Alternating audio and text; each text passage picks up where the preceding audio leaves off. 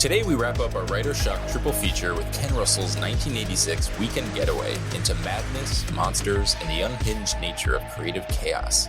The stage is set, the past is literally coming back to haunt us, and modern horror will never be the same as we meet the monstrous manifestations of loss, lust, and our deepest, darkest, and in some cases most phallic fears in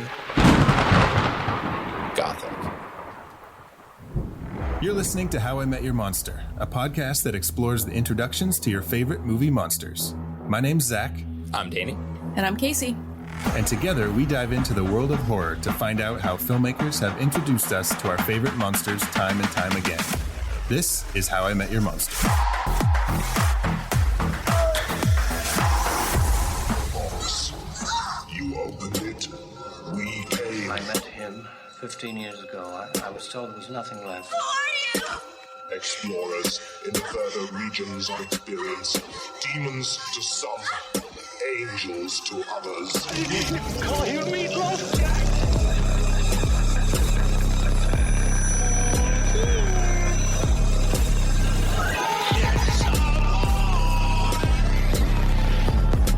Surprise, Sydney.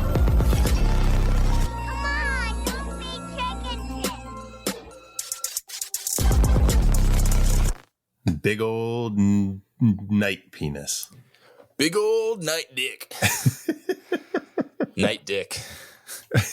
That's another word for nocturnal emissions or wet dreams. Night dick. Well, they mentioned something about his dreams are always wet in this movie. Oh, there's a lot of wet. There's a lot of what I thought. We'll get into it. There's a lot of in this movie what I thought were supposed to be maybe. What's the phrase? What's the word I'm looking for? Ectoplasm, like ghostly ectoplasm, like the slime stuff that they keep putting their fingers in. And I guess maybe it's obviously also supposed to look a lot like ghost cum. So, by the way, listeners, before we even jump into this movie, we just wanted to make sure that we've emphasized that there is quite a lot of ghost cum in this movie. There's so much. I've never seen so much ghost cum. There's too much. I hate it. And I hope I never see it again. The last time I saw this much ghost cum was in Ghostbusters when the ghost came all over the Dewey Decimal System. Yeah, that's a lot. That's a lot of thick ghost cum. That's just awful. Egon, your mucus. Yeah. Okay. Gothic. Yeah. Gothic. All right. So welcome to How I Met Your Monster, the show where we discuss the introductions to your favorite movie monsters. Today, we are wrapping up our Writer's Shock triple feature with a not so straightforward telling of Mary Shelley's experience writing Frankenstein.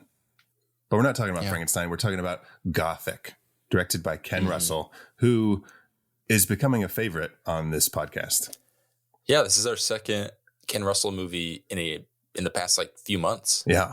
Lair of the White Worm we did previously, which is crazy. And there's lots of penises in that. And there's lots of penises in this. A lot of penises, a lot of phallic symbols, a lot of worms, as the White Worm title suggests.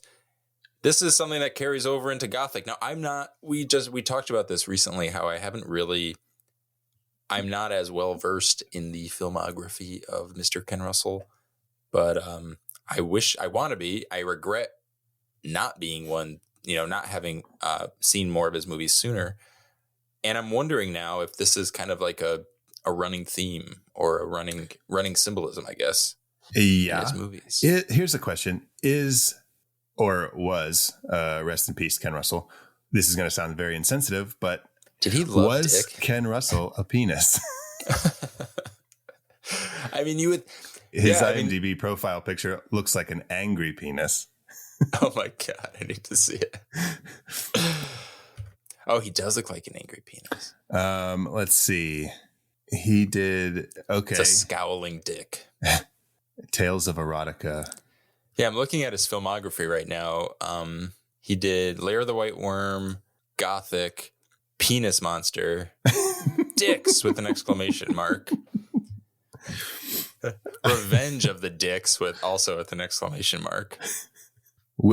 Yeah, I mean, his movies, some of his later movies and things seem to be very sexual in their titles. Hey, I get it, Ken. We're a horny species, and you're just, you're unpacking the reality of all these hornballs. Yeah, he did do Altered States, which was really good, and not, if I remember right, not very sexual. Okay. And then he directed, we've talked about this before, but he directed Tommy. Yes. The musical Tommy. I can't remember. I remember my first, maybe not. I was really into musical theater as a kid. Okay. So I remember watching like a movie maybe it couldn't have been this though. I watched something, or maybe I saw it on stage, or maybe honestly, maybe I just was like, I heard it from one of my like theater camp counselors or something. But I that sounds like something straight out of Wet Hot American Summer. Totally. My theater camp counselor. It's Amy Poehler and Bradley Cooper. Back to Ken Russell. One movie that I hear a lot about from Ken Russell is called The Devils from 1971. Same here. Never seen it. Heard it's probably his scariest movie. Well, the synopsis on IMDb says, and there's names in here that I'm going to butcher, but it says, in 17th century France, Father Urbain Grandier. No, you pronounced that wrong. It's 18th century Italy. No worries. I know you said you were going to butcher it, so it's all good. In 17th century France, Father Urbain Grandier's protection of the city of Loudun from the corrupt Cardinal Richelieu is undermined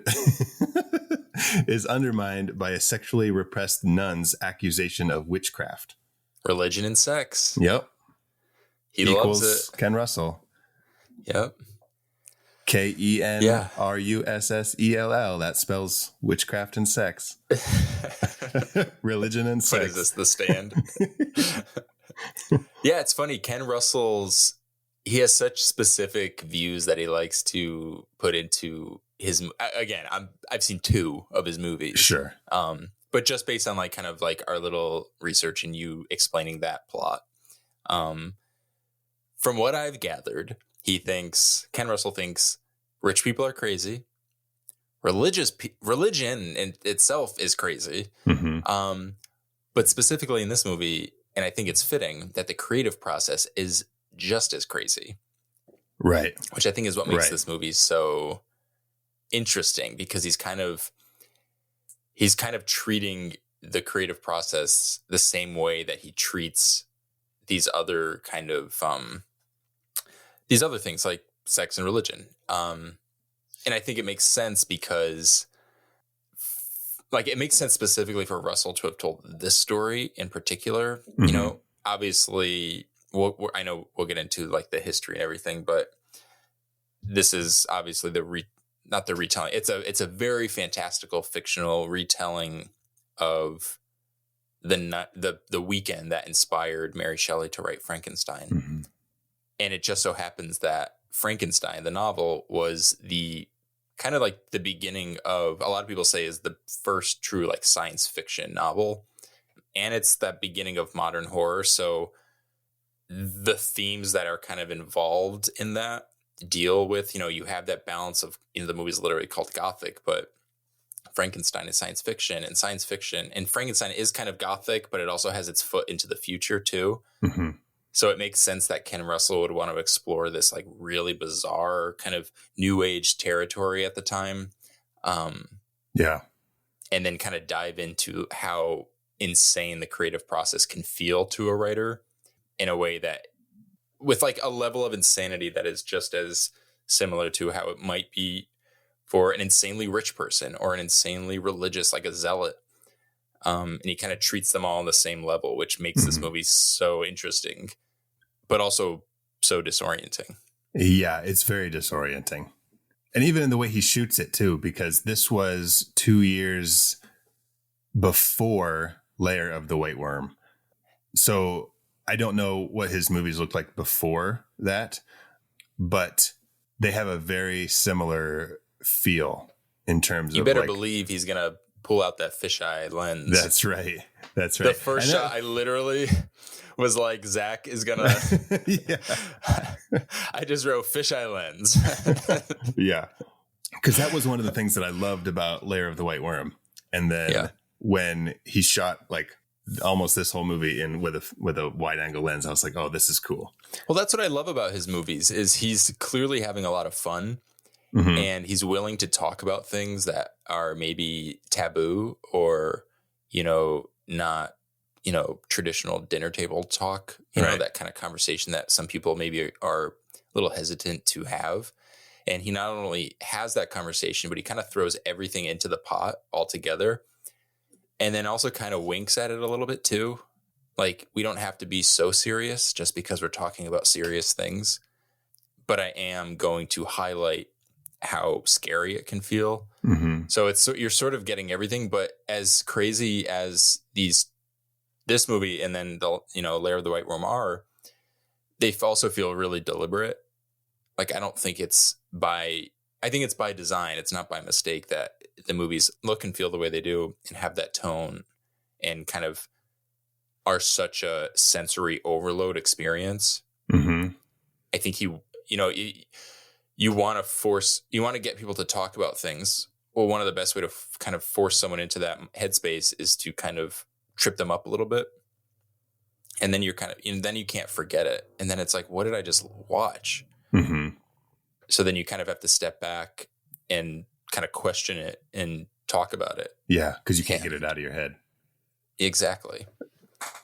Okay, so I really want to get talking about this movie, but I think it's important before we do. Wait, we're taking another detour? We're taking another detour. But this is a good one because this is about the monsters in the movie. Here we go. Because they're not traditional monsters. They're kind of like these manifestations of like what each person is kind of scared of, or like what happened in their past, and it kind of is like coming back to haunt them. So I want to talk about the monsters themselves before we jump into the events of the movie. Okay. So do you want to talk a little bit about what these kind of fear monster manifestations are? You said it. The monsters in this movie are more like a manifestation of the character's emotions. And this movie is about the creative process. They're coming up with these stories, and the creative process forces you to, like literally, I don't mean in the movie, but like the actual creative process forces you to confront your inner demons, your deepest desires, your biggest fears. So this movie Gothic is a story about the kind of like unstable nature of self-exploration. And the monsters in this movie are what these characters are too afraid, or in some cases even too ashamed to reveal about themselves. So, we talked about how this is a crazy movie. Well, we're supposed to be disoriented. We're supposed to be unnerved. Stories that will change modern horror are coming to life, and we're in the thick of it. This is happening. It's not supposed to be stable. We are supposed to be shaken up and, unnerved and freaked out. And that is exactly what this movie does. And that is exactly who these monsters are. And that is exactly why I'm excited to talk about Gothic with you, my friend Zach. So I have Monster 1 is the suit of armor with the face worms and boner. Okay. Yep. We got that. Monster 2 is when Mary sees the Fuseli monster come to life from the painting. In my notes, I have the little goblin man on top of Mary. I think that's better. Monster 3 is I didn't know what this was, but it's the creature in the carriage in the barn that you see. Okay. Yep. That was scary. Monster 4 is clear as nipple eyes. One more thing. There was, yeah. In the barn, there was like that werewolf looking thing in the carriage. He kind of just like peeks out of the shadows a little bit. Yeah. But then he sees something else, doesn't he? He sees like something. Oh, does he? Because he was like going through like cobwebs or something. And then there was like something that he see, but I couldn't tell what it was. But I thought it had like little legs. Maybe I missed it. Okay, here it is in the barn. Let's see. Okay, yeah, there's something else. I was able to pause it. Thank you for. I'm gonna screenshot it for you. It's got like a skull, but then it's got like little tentacles on the side. Oh, there we go. Oh, yeah, and it kind of wiggles a little bit. It kind of looks like a really. I mean, this is obviously like this movie. I know. I don't mean to like. I know you have a baby, and I don't mean to freak you out. But there's so much fucking dead babies in this movie. Yeah. It's wild. But this almost looks like a baby's head. Like I'm talking like the most grotesque version of like a baby's head coming out of a vagina, like being born. But it's like dead, and it's his memory of that is like horror. Yeah, because so like their baby was born stillborn. Yeah, it's like a stillbirth. Yeah, or stillborn. So that would be the 4th monster intro. 4th, yeah. And then Nipple Tits is 5. Nipple Tits, yeah. And then I have the 6th is Sasquatch riding the horse out of the barn. Sasquatch. I love how, because it's funny that we all have different, we all like listed different things for these because they're so obscure. And whatever, like you can't. What did you see? Yeah, what did you see? What did you write down? I just wrote the monster stealing Doctor. Oh, okay. Stealing his horse, but yeah, like Sasquatch.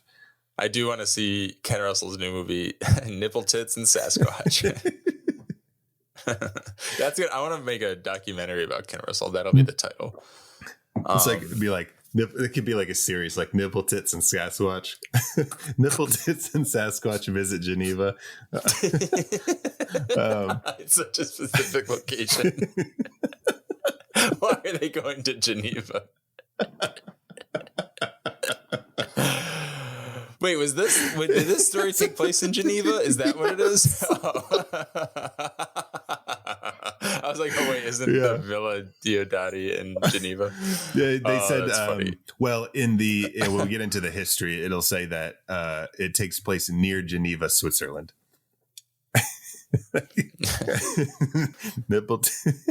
What was it? Nipple Tits? What? No, eyeball. Why did I call it Nipple Tits? And nipple is I meant to say nipple eyes. It doesn't make sense.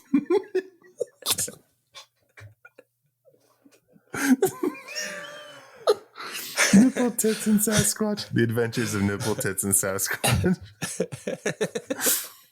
Oh my god. All right, so Sasquatch is 6. Okay, so I feel like we're actually on the same page. All right, Danny, are you ready to visit Lord Byron's estate near Geneva, Switzerland in 1816? Zach, we're on that little rowboat in a little misty rain. We're falling out of the boat. We feel like we're running so fast we may as well be cranking the speed up like an old film camera. Yep. But we are ready to party, and I'm ready to come along. We're getting attacked by strange women in the bushes. Yeah. Oh yeah. When they were like, what happened there? Where did they go? Okay, so I had to watch the beginning twice. They were fans of Percy Shelley, right? And so he's like, they're crazy. He's like, how can they be crazy? They love me so much. Like, that's what. And they said they must have followed us from Geneva, but they got there on a fucking rowboat. How did the crazed fans get there already hiding in the bushes? And then where did they go? They probably were just like, someone was probably just live tweeting, honestly. But like back then it was a bird that was like, it was like male owl pigeons. Owl pigeons? Male. I'm just like, this whole recording, I'm just like connecting words that mean the same thing. Danny, if you were there at Lord Byron's during this weekend, that would be your fear. Owl pigeons. And nipple tits. And Sasquatch. And, no, if I was there, like say we're there, everyone has like their manifestations of like their fears are coming to life. And they're like, oh my God, Zach, a vampire. Oh, that's classic horror. Oh, Casey. Oh, look at the werewolf coming out of the ground. Oh, I can't imagine what Danny's fear is going to be. What the fuck is that? Is that a pigeon or an owl? Is that nipples? Are those eyeballs? Is that like, I don't know what to Sasquatch do with riding this a horse? information. Are we scared of this? It's now large and now it's riding a horse. Dan, what the fuck? What's wrong with you? Turns into an intervention. Yeah. Jenny needs help. All of our monsters come together. They're like, this is too much, even for us. Like the Sasquatch werewolf thing is like, okay, guys, time out. Yeah. Everybody get in here. Everybody get in. We got a group meeting. They're like, Danny, are you okay? Like, seriously? Sasquatch sits me down, just like puts a hand on my shoulder. Like, you can tell me. I've been there, man. I've been there. It's okay. That little weird skull monster is like crawling out from the ceiling, and it just like looks like puts a little tentacle arm like under its chin, just listening. We're not here to judge. Spoiler alert for later in this episode. I do have a Raiders of the Lost Ark reference. Oh, yes. So I love it. We'll get there. Yeah. But just we got boners, and is it a ball reference? Is there a giant ball attacking everyone? Yeah, that fucking goat's nuts. What was with those? That goat? I didn't know if those were boobs or balls or I don't know if it was like its milk sack, its udders, whatever they're fucking called. Because later milk someone sack is what they like to is the preferred vernacular. Because later someone was like milking the goat, but it looked like something was wrong. You don't with have its to just testes. milk it. Yeah, you can milk a lot of things. I've got eyeballs, Greg. Can you milk me? I've got eyeballs, Sasquatch. Can you milk me? This movie has broken us. Okay, let's go to Lord Byron's.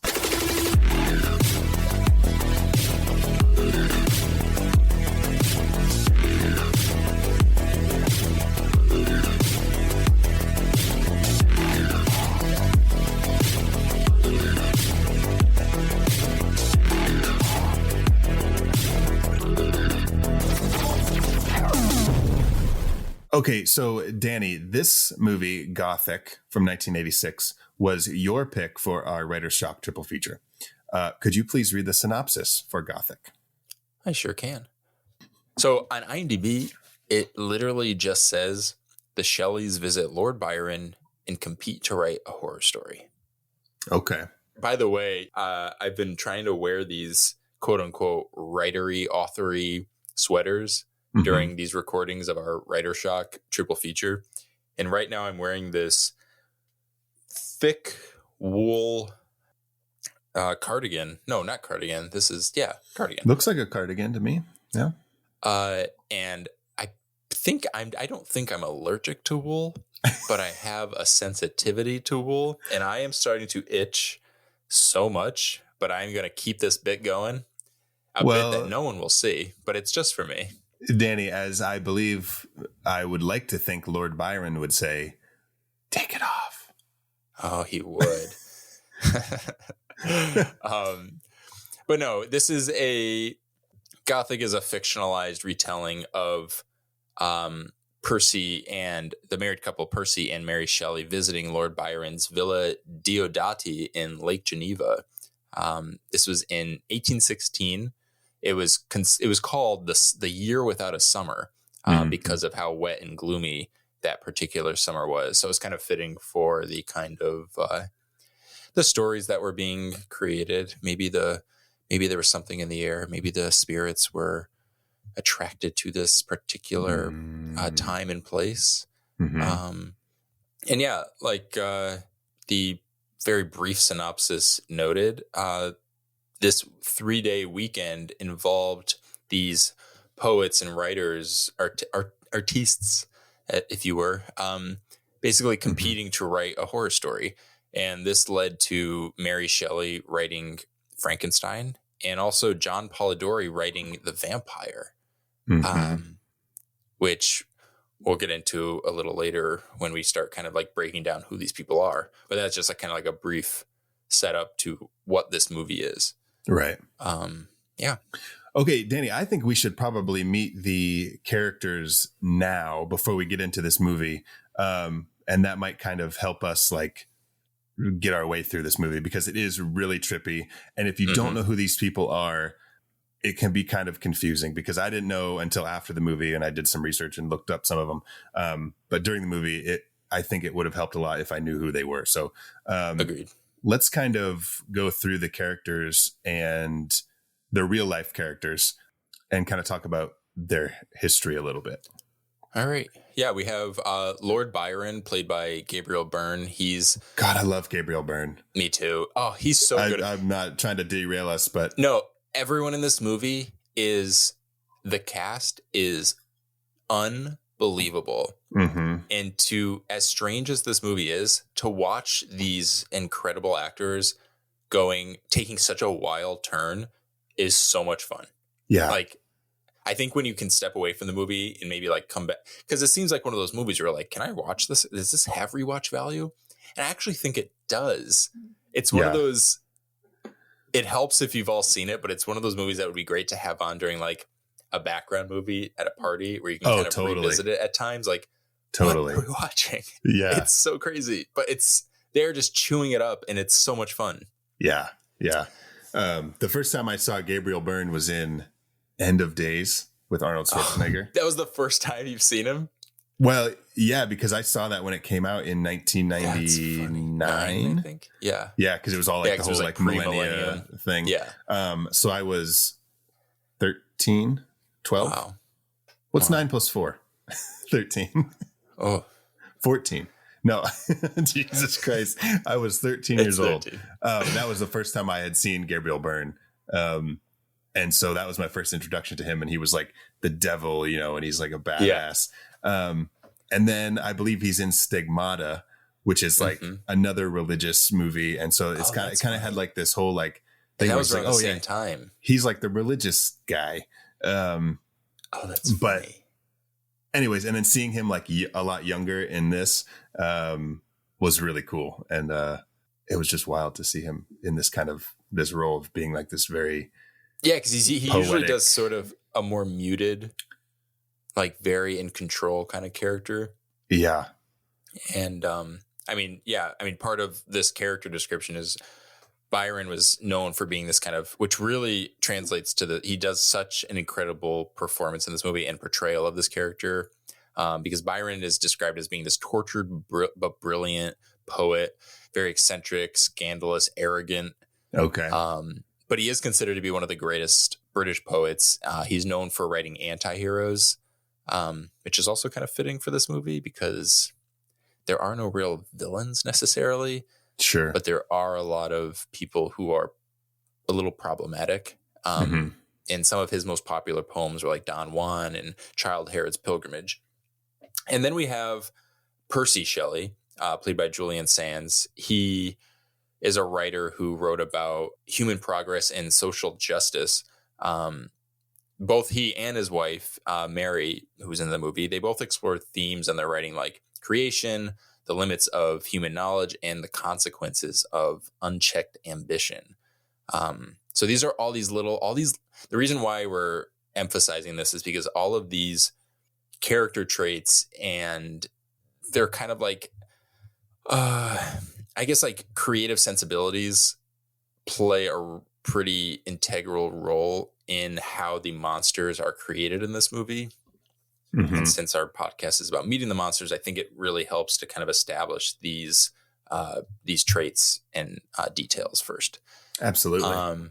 And we should say rest in peace to Julian Sands, who died, I guess it was last year or the year before. Yeah. Very tragic. Very tragic. But he's so just like Gabriel Byrne, he's so good. And talk about just like going all out in a performance. He's given like 150% in this, and it's so good. I don't mean to generalize, but a lot of these kinds of period pieces from this era can be a little stuffy sometimes and borderline pretentious. I'm generalizing, I'm judging. I usually love these types of movies. like these historical dramas. But there is that kind of like stuffiness to it. But this movie is so insane. So for them to all be on the same page for that level of insanity, but then to deliver it in a way that is a genuinely strong, convincing performance, it just, there's a reason you see these actors kind of all over the place, because they understand the assignment, as people say, you know, they get it. Yeah.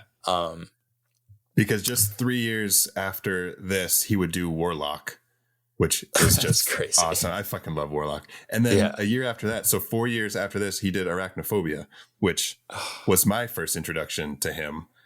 I'm sure I saw that before Warlock, but that's probably the same for me too. I saw the cover art for Warlock before I saw Arachnophobia, but I think that was every horror kid. Yeah. But anyways, very talented, very talented. Yeah. Okay. I keep derailing you from your No, I character, love it. Are you kidding? It helps me not feel like I'm just blathering. We love to hear you blather, Dan. Thank you. Notice that I called you Dan. Oh, I called myself Dan earlier. I call triple D's, Dan, Daniel, Danny. I prefer in order, Danny, Daniel. But that, I feel like I'm being yelled at because I was like, Daniel? Yeah. And then Dan. Dan is like my dark ages. Dan is where it was like a time in my life, like as a teenager, where I was like, I didn't know who I was. Sure. Danny sounds too silly and lighthearted, and I'm serious. But then I'm Dan. I'm Dan. Yeah. One syllable. I don't got time for that shit. Yeah. You just, that was my inner monster manifesting. Did you hear him? Uh-huh. His name's Dan. It's like you're talking. It's like you're saying, like, my name is Dan. It's one syllable. I'm serious. And like the rest of the world just hears you going. Like, oh my God. It came to life. It's an owl pigeon. It's like in those cartoons where like the animals are talking, but then like the humans just hear them going. Yeah, and then you just like cut to a different point, like you jump cut to just a slightly different point of view. Yeah. Oh my God. Anyways. All right. Speaking of owl pigeons. No, the next character on this list, and I would argue the most important, and the only reason why I didn't put her first is because I felt like we had to set up these other characters so that we can introduce our central character, who is Mary, aka Mary Shelley, played by the late Natasha Richardson. Two fantastic actors that we lost way too soon. Yeah. Very sad. But Mary Shelley, who is probably maybe the most universally known writer in this little list of writers and characters. Mary Shelley wrote about the moral and ethical implications of science and scientific progress, which obviously was most famously conveyed in her novel Frankenstein, or The Modern Prometheus. Fun fact, this was published 2 years before her husband's poem Prometheus Unbound. So you see, obviously, these two writers live together. There might be some creative overlap. There it is right there, even in the titles. Yeah. And we'll obviously get into it later, these parallels, or maybe not even parallels, because the ideas Frankenstein hasn't been published yet, but this sort of the ingredients and setups and breadcrumbs that would maybe inspire Frankenstein that kind of get referenced throughout the movie. Yeah. And then we have Claremont. That's just Mary's stepsister. There's really not as far as like what we're talking about, there's really not much you need to know about her background. Right. She's played by Myriam Cyr. And then finally we have Dr. Polidori, played by Timothy Spall. Polidori was Byron's personal physician. He wrote the novel The Vampire, which was inspired from this weekend. Fun fact about The Vampire, it is considered the first modern vampire story in English literature. It depicted vampires as sophisticated and aristocratic, which would obviously influence a little known author you might be familiar with, Bram Stoker, for his novel Dracula. The movie touches on this later, but in case you missed some of the tour guide's voiceover, Polidori published The Vampire 3 years after This Weekend at the Villa Diodati, but then he died sadly by suicide 2 years after it was published. So a lot of tragic deaths, a lot of tragedy just in general surrounding This Weekend, but also a lot of creation and, creative pivots, like universally, like the entire horror genre changed from This Weekend, which is kind of insane when you really think about it. But these things probably wouldn't have happened without the tragedy. So it's like a chicken and the egg kind of thing. Like, do you need the tragedy to make it's sad. Sometimes greatness comes from darkness, light from dark, well, with him, with Dr. Polidori writing The Vampire, you kind of think like, a lot of times people think like, oh, Bram Stoker, and they think vampires, and they're like, oh, he like created Dracula and the vampire and stuff like that. You said this was written this was published 3 years after This Weekend, so in 1819. Bram Stoker wasn't even born until 1847. It's crazy. That's wild. And I think Dracula wasn't published till like the 90s, right? 1897 or something like that. 1997, actually. Oh yeah, 1997. It came out.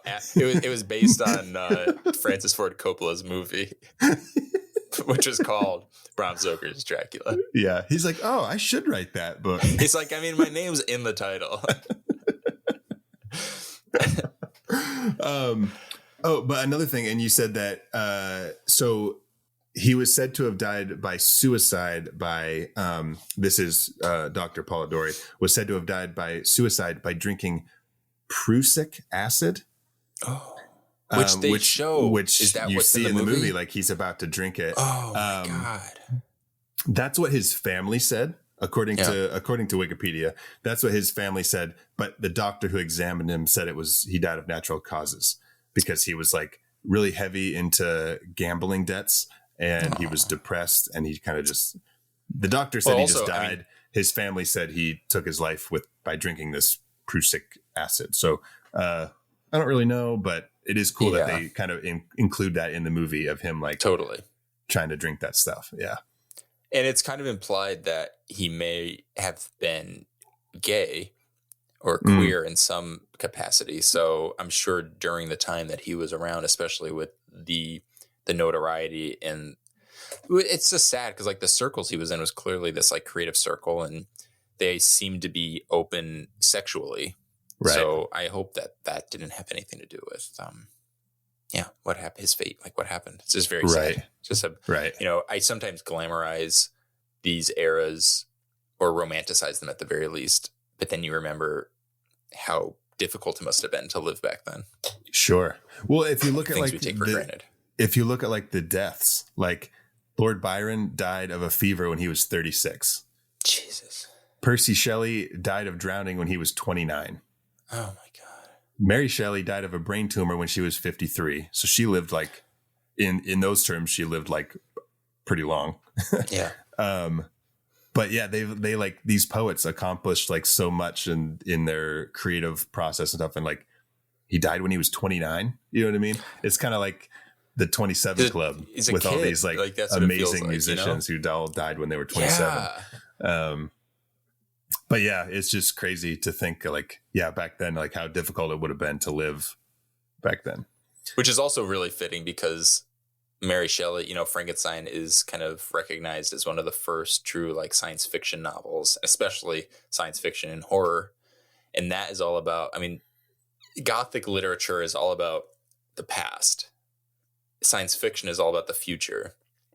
And this movie is kind of like has its toes in both sides of it, Mm-hmm. Yeah. And that is kind of where the chaos is bred, so to speak. So it's interesting that we're having this conversation about how dangerous and scary it was back then. And then it's about this writer who is inspired to talk about the future, but then also kind of recognize how there can be different types of horrors that come from that too. So it's like you're kind of fucked no matter what. You're just fucked in a different way. Right. But it's also about like how you manage it and the responsibility of the people of like people living in the times that they're living in. So, yeah, you know, you get dealt the cards you get dealt, and how you, it's just crazy. Ken Russell, you son of a, you got us again, Ken. Son of a bitch. You lost us in the first act. You got us. But then I will say that the ending left something to be desired for me. Okay. Do you want to talk about that now? Yeah. Of course. Why wouldn't we talk about the ending at the beginning?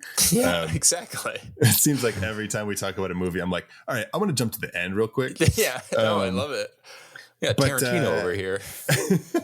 Yeah. We're going to do a little honey bunny action. But there was all this buildup, and then it kind of was just like, oh, the next morning. And, well, I have some thoughts about that. Yeah, I guess when you think about it, it's kind of just like, yeah, these weren't really things going on. It was just kind of just like their fears, and you know, one dude was on drugs, and I guess a couple of them were on drugs, and then just like a long bender, and then they woke up and they were like, yeah, hey, if you can't hang at night here at the Byron estate, then just fucking here, drink this lemon tea. You need to drink it 5 times a day. Take off. If you can't take it, take a hike. You know what I mean? That's right. Take a hike and get in that little rowboat. Yeah, get in that boat and get the hell out of here. Row your boat on out of here, girl. Yeah, Bish. Percy Bish Shelley. Percy That's Bish his nickname. Shelley. Or nickname. That's his middle name, by the way. We're not calling him a Bish. Yeah, I thought the same thing. I had a little slightly different, not different read on it. I guess a different, it made me feel a different way. Okay.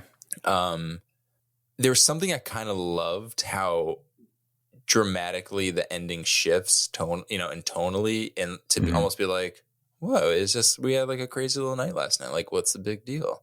Okay. But that is sometimes how, again, we're cranking everything up to 11. That is sometimes how it can feel when you're like in it, you know, like when you're deep in, like they call it like the flow state, but it doesn't even have to be creating art. It can be anything you're indulging in can always feel so heightened. And then all you need is like the next day to show up and you're like, oh, yeah, that wasn't that big of a deal. Like, yeah. So I felt like for them to do it, but on the flip side, I totally get your point too, because we had also talked about how this movie would be, there's another really interesting movie here where it is a more straightforward retelling of this weekend. Mm-hmm.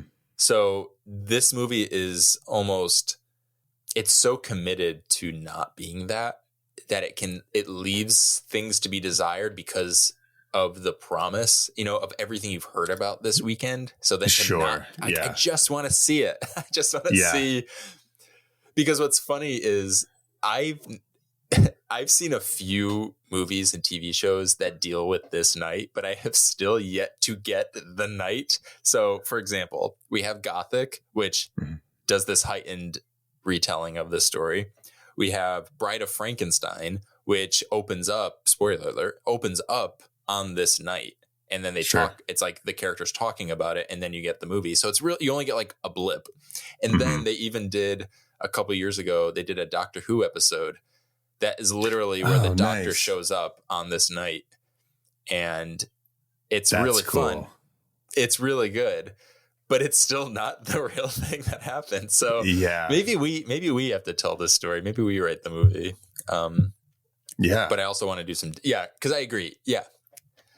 I feel like you and I are on very much the same page, and we're like looking at it from like every perspective, because the movie kind of forces you to do that. So I didn't mean to like negate like your feelings on that ending, because I totally also like kind of am on the same page with you. Totally. Yeah.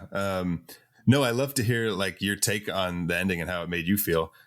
One thing that I thought was pretty cool was how like they're on that estate at the ending, like in the grass playing tennis or whatever the fuck, drinking tea. And then like, it just kind of like they kind of like go away, and then like the estate is there, but like you're then in the current time, and like there's tourists going, and they're talking about like Mary Shelley and how she wrote the book and this, and I thought that was pretty cool because I was like, oh shit, it was like such a quick shift and like not expected at all, because there wasn't like any setup at the beginning about how like we're gonna go talk about what happened. It was just like we're in it, and then it's like, oh shit, okay.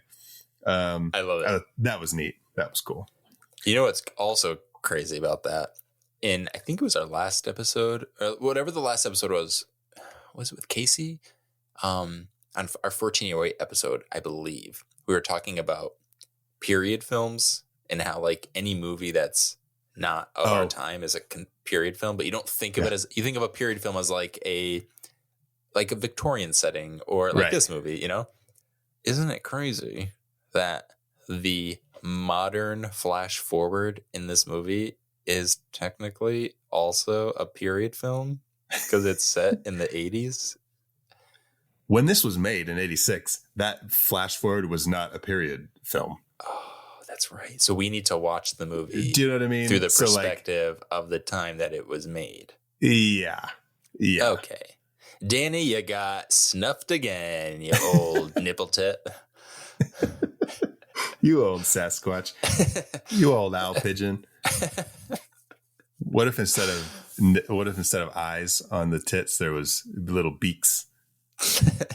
And on the beaks that had little nipples. They're like, I get it, nipple tit. And then on that, because a tit does have a nipple. And then on the teeny tiny little nipple on the end of the beak was an eyeball. And then in the eyeball, if you look really close, it's Sasquatch. Yeah. He's like, hi. And then if you look at he's riding a horse. And then if you look at his tits, if you look at Sasquatch's tits, he just has a big set of knockers. They're little beaks, and then it just goes. And it's like it's a like circle of life. That's right. You know, God, like how did we get here? Why don't we get there more often is what I'd like to know. We tried so hard. We literally were like, let's establish all of these things before we get into our conversation and meet the monster. Otherwise, we are going to be tripping over ourselves the whole time. And yet here we are, not only tripping over ourselves, but like having seizures and like strokes and losing our minds. That's funny. Oh my God. Wow. Okay. So with that said, let's get into this movie. Yes. Let's get into Gothic. Okay, so Shelley, Mary, and Claire are all arriving at Lord Byron's estate, and Dr. Polidori, which when we were talking about the character, we didn't mention how much I enjoy Timothy Spall. Incredible. He's so good. And he's so very, he's kind of like a Steve Buscemi kind of thing where he's like, his looks are very not like classically attractive. Yeah. But he's got like a charisma and like this kind of like energy to him that is just, it's so good. Yeah. Just very brave too. Like he's running around with his ass hanging out. He's like high-fiving a nail in the wall. Like he's just going crazy. Mm-hmm. And it's so convincing. You need, I have a broken record at this point, but like you need that to make this movie work. And they're all so committed to it, and they just sign on and go. And this was Natasha Richardson's and Myriam Cyr's this was their debut movies. Okay. Like I'm sure they've acted before. I'm sure there was, but like insane. It's just, it blows my mind. Yeah. Okay. So Dr. Polidori sees them like coming, and he's like, "Ooh, like unexpected guests. Here we go." And right off the bat, we get Percy Shelley, Julian Sands' character, talking like he's like infatuated with like the lightning that's happening. Like there's these storms coming, and he's like, "Did you see the lightning? It was I forget the word he used, but he's very like, oh my God, the lightning. It was very hot. It was very, like, it was almost like electric. There was like an electricity in the air." But that was cool because then you start to see like all these little bits that we'll see throughout the movie of like Mary, like all her little experiences of like, oh, he was infatuated with the lightning, and they're talking about life and this and that, and resurrecting, like, well, we'll talk later about like her dead child and how she wants to bring him back and this and that. And so like all these little things about planting the seeds of Frankenstein. Yeah, like they even talk about like playing God too and all that. And so the setup, there's like a lot of setup to this before we get to like the actual nighttime of them like getting into their fears. But what was with Lord Byron fucking kicking Claire in the face under the table? Yeah, my read on it is that they're just establishing the most. They're trying to establish their characters because everything's so heightened in this movie. So I feel like even the way we're introduced to these characters is super heightened too. So I was talking earlier about how like Lord Byron was known for being kind of arrogant and scandalous. And it's like, well, how do we show that in a 90-minute movie and get it, establish it right out of the gate? Just kick her in the face. Yeah. But because then you see like, she's kind of not mad about it, but then you wonder if is she, and she just doesn't know how to express that. But then you see Mary's read on it, which is like completely, she can't believe it. But then you have Percy Shelley, who's kind of like, don't worry about it. In modern terms, it's very much like the quintessential toxic relationship. 100%. You know what I mean? Yeah, and he does. Lord Byron does quite a bit of things in this movie that even cross that line of from toxic relationship to straight up abuse, an abusive partner. I mean, literally in that moment, and he kicks her. I mean, that's not. I wasn't trying to overshadow that. The fact that he literally abused her there. Is it just to like disarm us? Because we are seeing this also from. At least that was just how I read it, was because we know it's Mary Shelley. So I just assumed we're supposed to be seeing it all from like kind of like her perspective. So it all seems so shocking. Yeah. Well, yeah, she is kind of like the odd man out in this situation, because everybody else is kind of, she seems to be like the only one who has her head on her shoulders. Totally. Yeah. Which is funny because she's also so riddled with grief and trauma, but she's also she's so obviously so good at like maybe not hiding it, but like kind of controlling it. Or everyone else is so they kind of wear their chaos on their sleeves in a way, and she's actually has this real trauma that she's in throughout like the course of the movie is kind of processing, and is kind of forced to confront. Obviously, like we'll get to it, like everyone's forced to confront. That's the whole point. So yeah, I don't know. Yeah. Maybe I'm reading too much into it that we're seeing a heightened like portrayal of Lord Byron because we need to be in Mary's shoes to understand like how crazy he was. But I don't know. Maybe he's just like kicking people. I don't know. I mean, he does have a goat in the house. Yeah. I think goats kick people. That's true. Oh, that's true. Is he a goat? Greatest of all time? No, that's Mary Shelley. It's true. He does say later, he's like, "That's right, I am the devil." She says something to him, and she calls him the devil in this scene. She calls him the devil, and he's like, "Yeah, you're right, I am the devil." And so, goats, right? Philip from the fucking witch, Black Philip, goats, the devil, Lord Byron. Whew. And Lord Byron is an anagram for Satan. Right. Okay, here's the thing. We see the fucking goats engorged nuts, or I'm going to call them its nuts. I don't know if it's the udders or if it's his nuts. One of the two. They look like every pair of nuts I've ever seen, so yeah. Something is bigger than it's supposed to be. Yeah. Okay, now shifting a little bit. Do you remember Poltergeist 2? Yes. When the dad drinks the tequila and it's got the worm, and then he like pukes up like this like creature thing. That fucking scene. Oh my God. Lord Byron came out of the goat's little nut udders. Nutters? Yeah. Lord nutters. Byron came out of the goat's nutters. And okay, hold on a second. It's here somewhere. I got It's here somewhere. Let it breathe. Well, if we see Lord Byron before we see the goat's nutters. So how does he?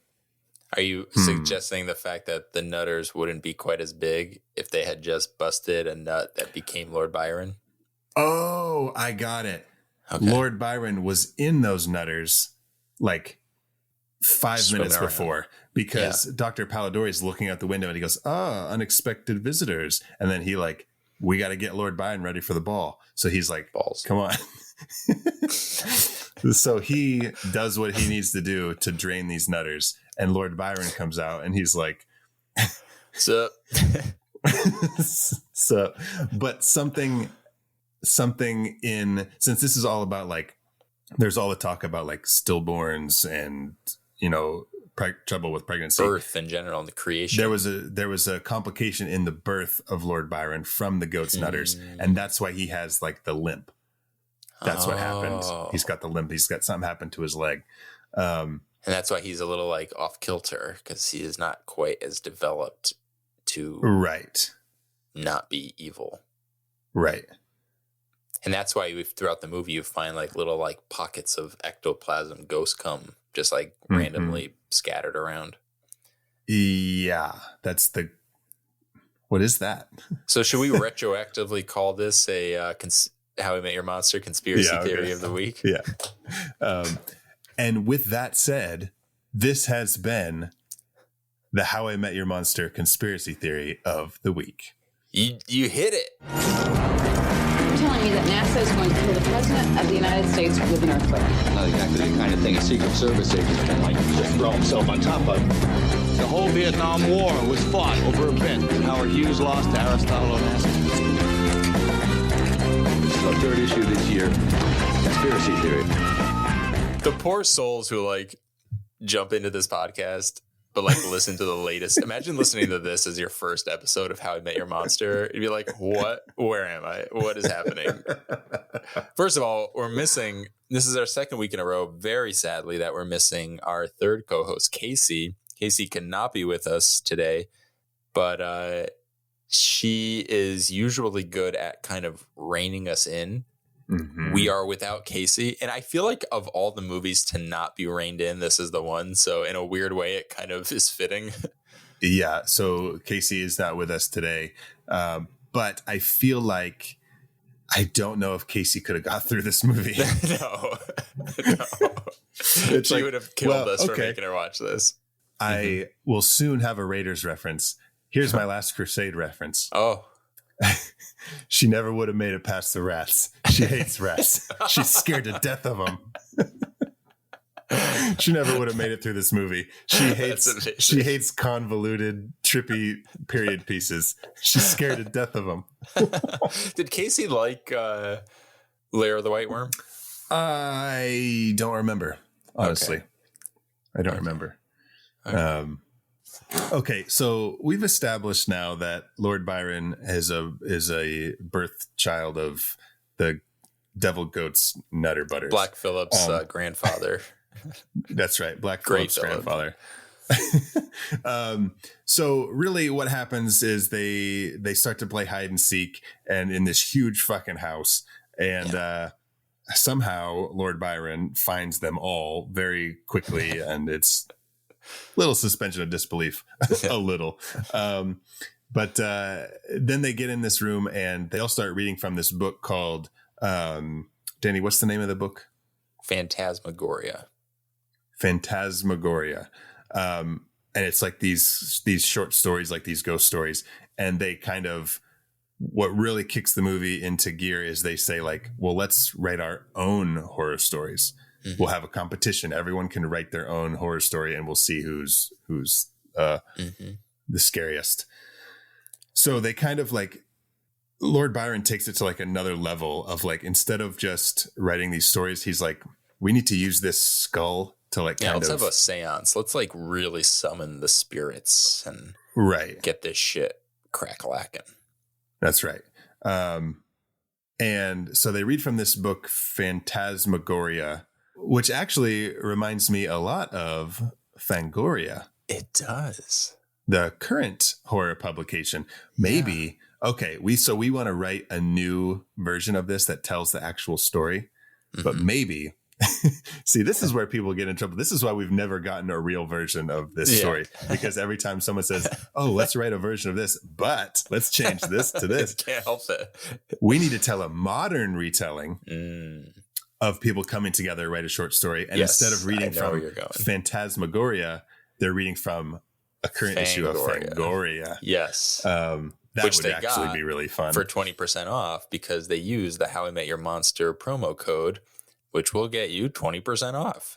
That's right. So it's crazy. You'd be watching a horror movie and you're like, I don't get it. What's scary about this? They just saved money.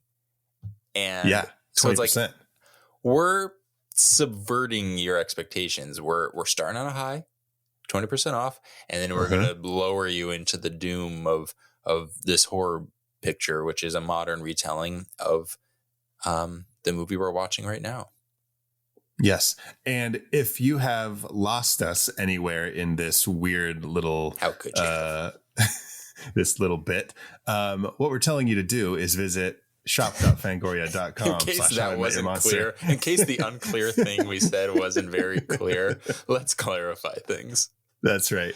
If you want to get some great horror content and maybe be inspired to write your own horror short story, there's no better way than reading Fangoria, which you can get for 20% off by visiting shop.fangoria.com/howimetyourmonster and using promo code howimetyourmonster at checkout.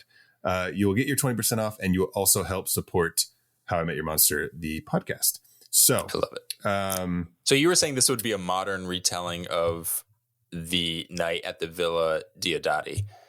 What if it was a modern retelling of that, but really what it is, it's about a group of horror fans who, upon reading Fangoria, are inspired to come up with their own versions of a retelling of the weekend at the Villa Diodati. So the movie is these separate movies about the events of that story existing within one movie. And you have to face off against the monsters that each person created. That was, of course, inspired by Fangoria. Danny, I'm not going to lie. Like, what you just said literally made me dizzy. What am I, Ken Russell over here? I kind of got dizzy listening to you talk about that. Oh, I love it. Probably because it made too much sense. You got dizzy off the clarity. That's right. Yeah. You're going to have to pop me a Claritin. Who is not a sponsor of How I Met Your Monster. Yeah, fuck you, but Claritin. They should be. We're pro allergies over here. The ultimate monster. Yeah. Okay, so here we go. We're getting into this movie now because they've did this seance with this skull, and Claire really gets like taken over by something, and she starts like fucking foaming at the mouth. Well, I was going to point out, it's actually before Claire even recommends. So in the space between reading Phantasmagoria and Claire recommending that they do this competition to essentially outscare each other, we get our first glimpse, we get our first monster reveal, and it's in one of the stories that they're telling. Yeah, it's kind of a story about like this, which they don't really say it's a knight. They kind of say it's, I don't know what they say it is, but it's like some figure. But it's depicted as like this suit of armor. Yeah. This knight. Which I think, it's kind of like we're getting like these tidbits of how she wrote Frankenstein, but even like as she's hearing this story being told, Mary has the suit of armor that she saw earlier in the house. So that's kind of like in her head. And so when she's hearing this story being read about a figure attacking this boy, I think in the bed, she's picturing this knight of this suit of armor that she Which saw is a great earlier. way to kind of tell us that this movie is going to show us the manifestations of things that these characters are familiar with. So here it's obviously like literal, like it's the thing we've even seen recently. And then later, obviously, they go even deeper, not just on things that we've seen in the movie, but things that are haunting them from their past. So I feel like this is a nice kind of launching pad for who the monsters will be later on. So I appreciated that. And like, we don't know it at the time, but like, that's her child. Yes. On the bed that this figure or this knight is who we going find out after later died prematurely. Right. Which is weird though, that they show it as like a 5-year-old. Yeah. Or something, which is a little strange.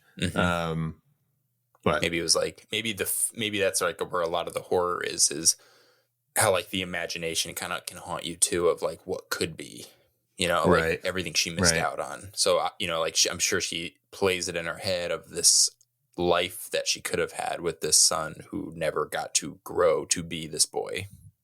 Right. Yeah, so that makes sense. Something there makes sense. I don't know why she manifests this in her head, but the knight has a giant metal knight penis. Yeah, and worms under its mask. Under its mask. Which, as they show the worms in the knight's mask, we're also, this is it's kind of trippy. It's like a dream where it's like things that are happening in real life, whatever, are kind of manifested in your head. Oh, you mean because of the food, the plate? Because then the plate of food has leeches on it that Polidori was pranking Lord Byron. Yes. And so those two scenes kind of like butt up against each other. And Byron either established before or after, or maybe in that moment, that he has this fear of leeches. Okay. So it kind of ties in, and then we kind of revisit that later.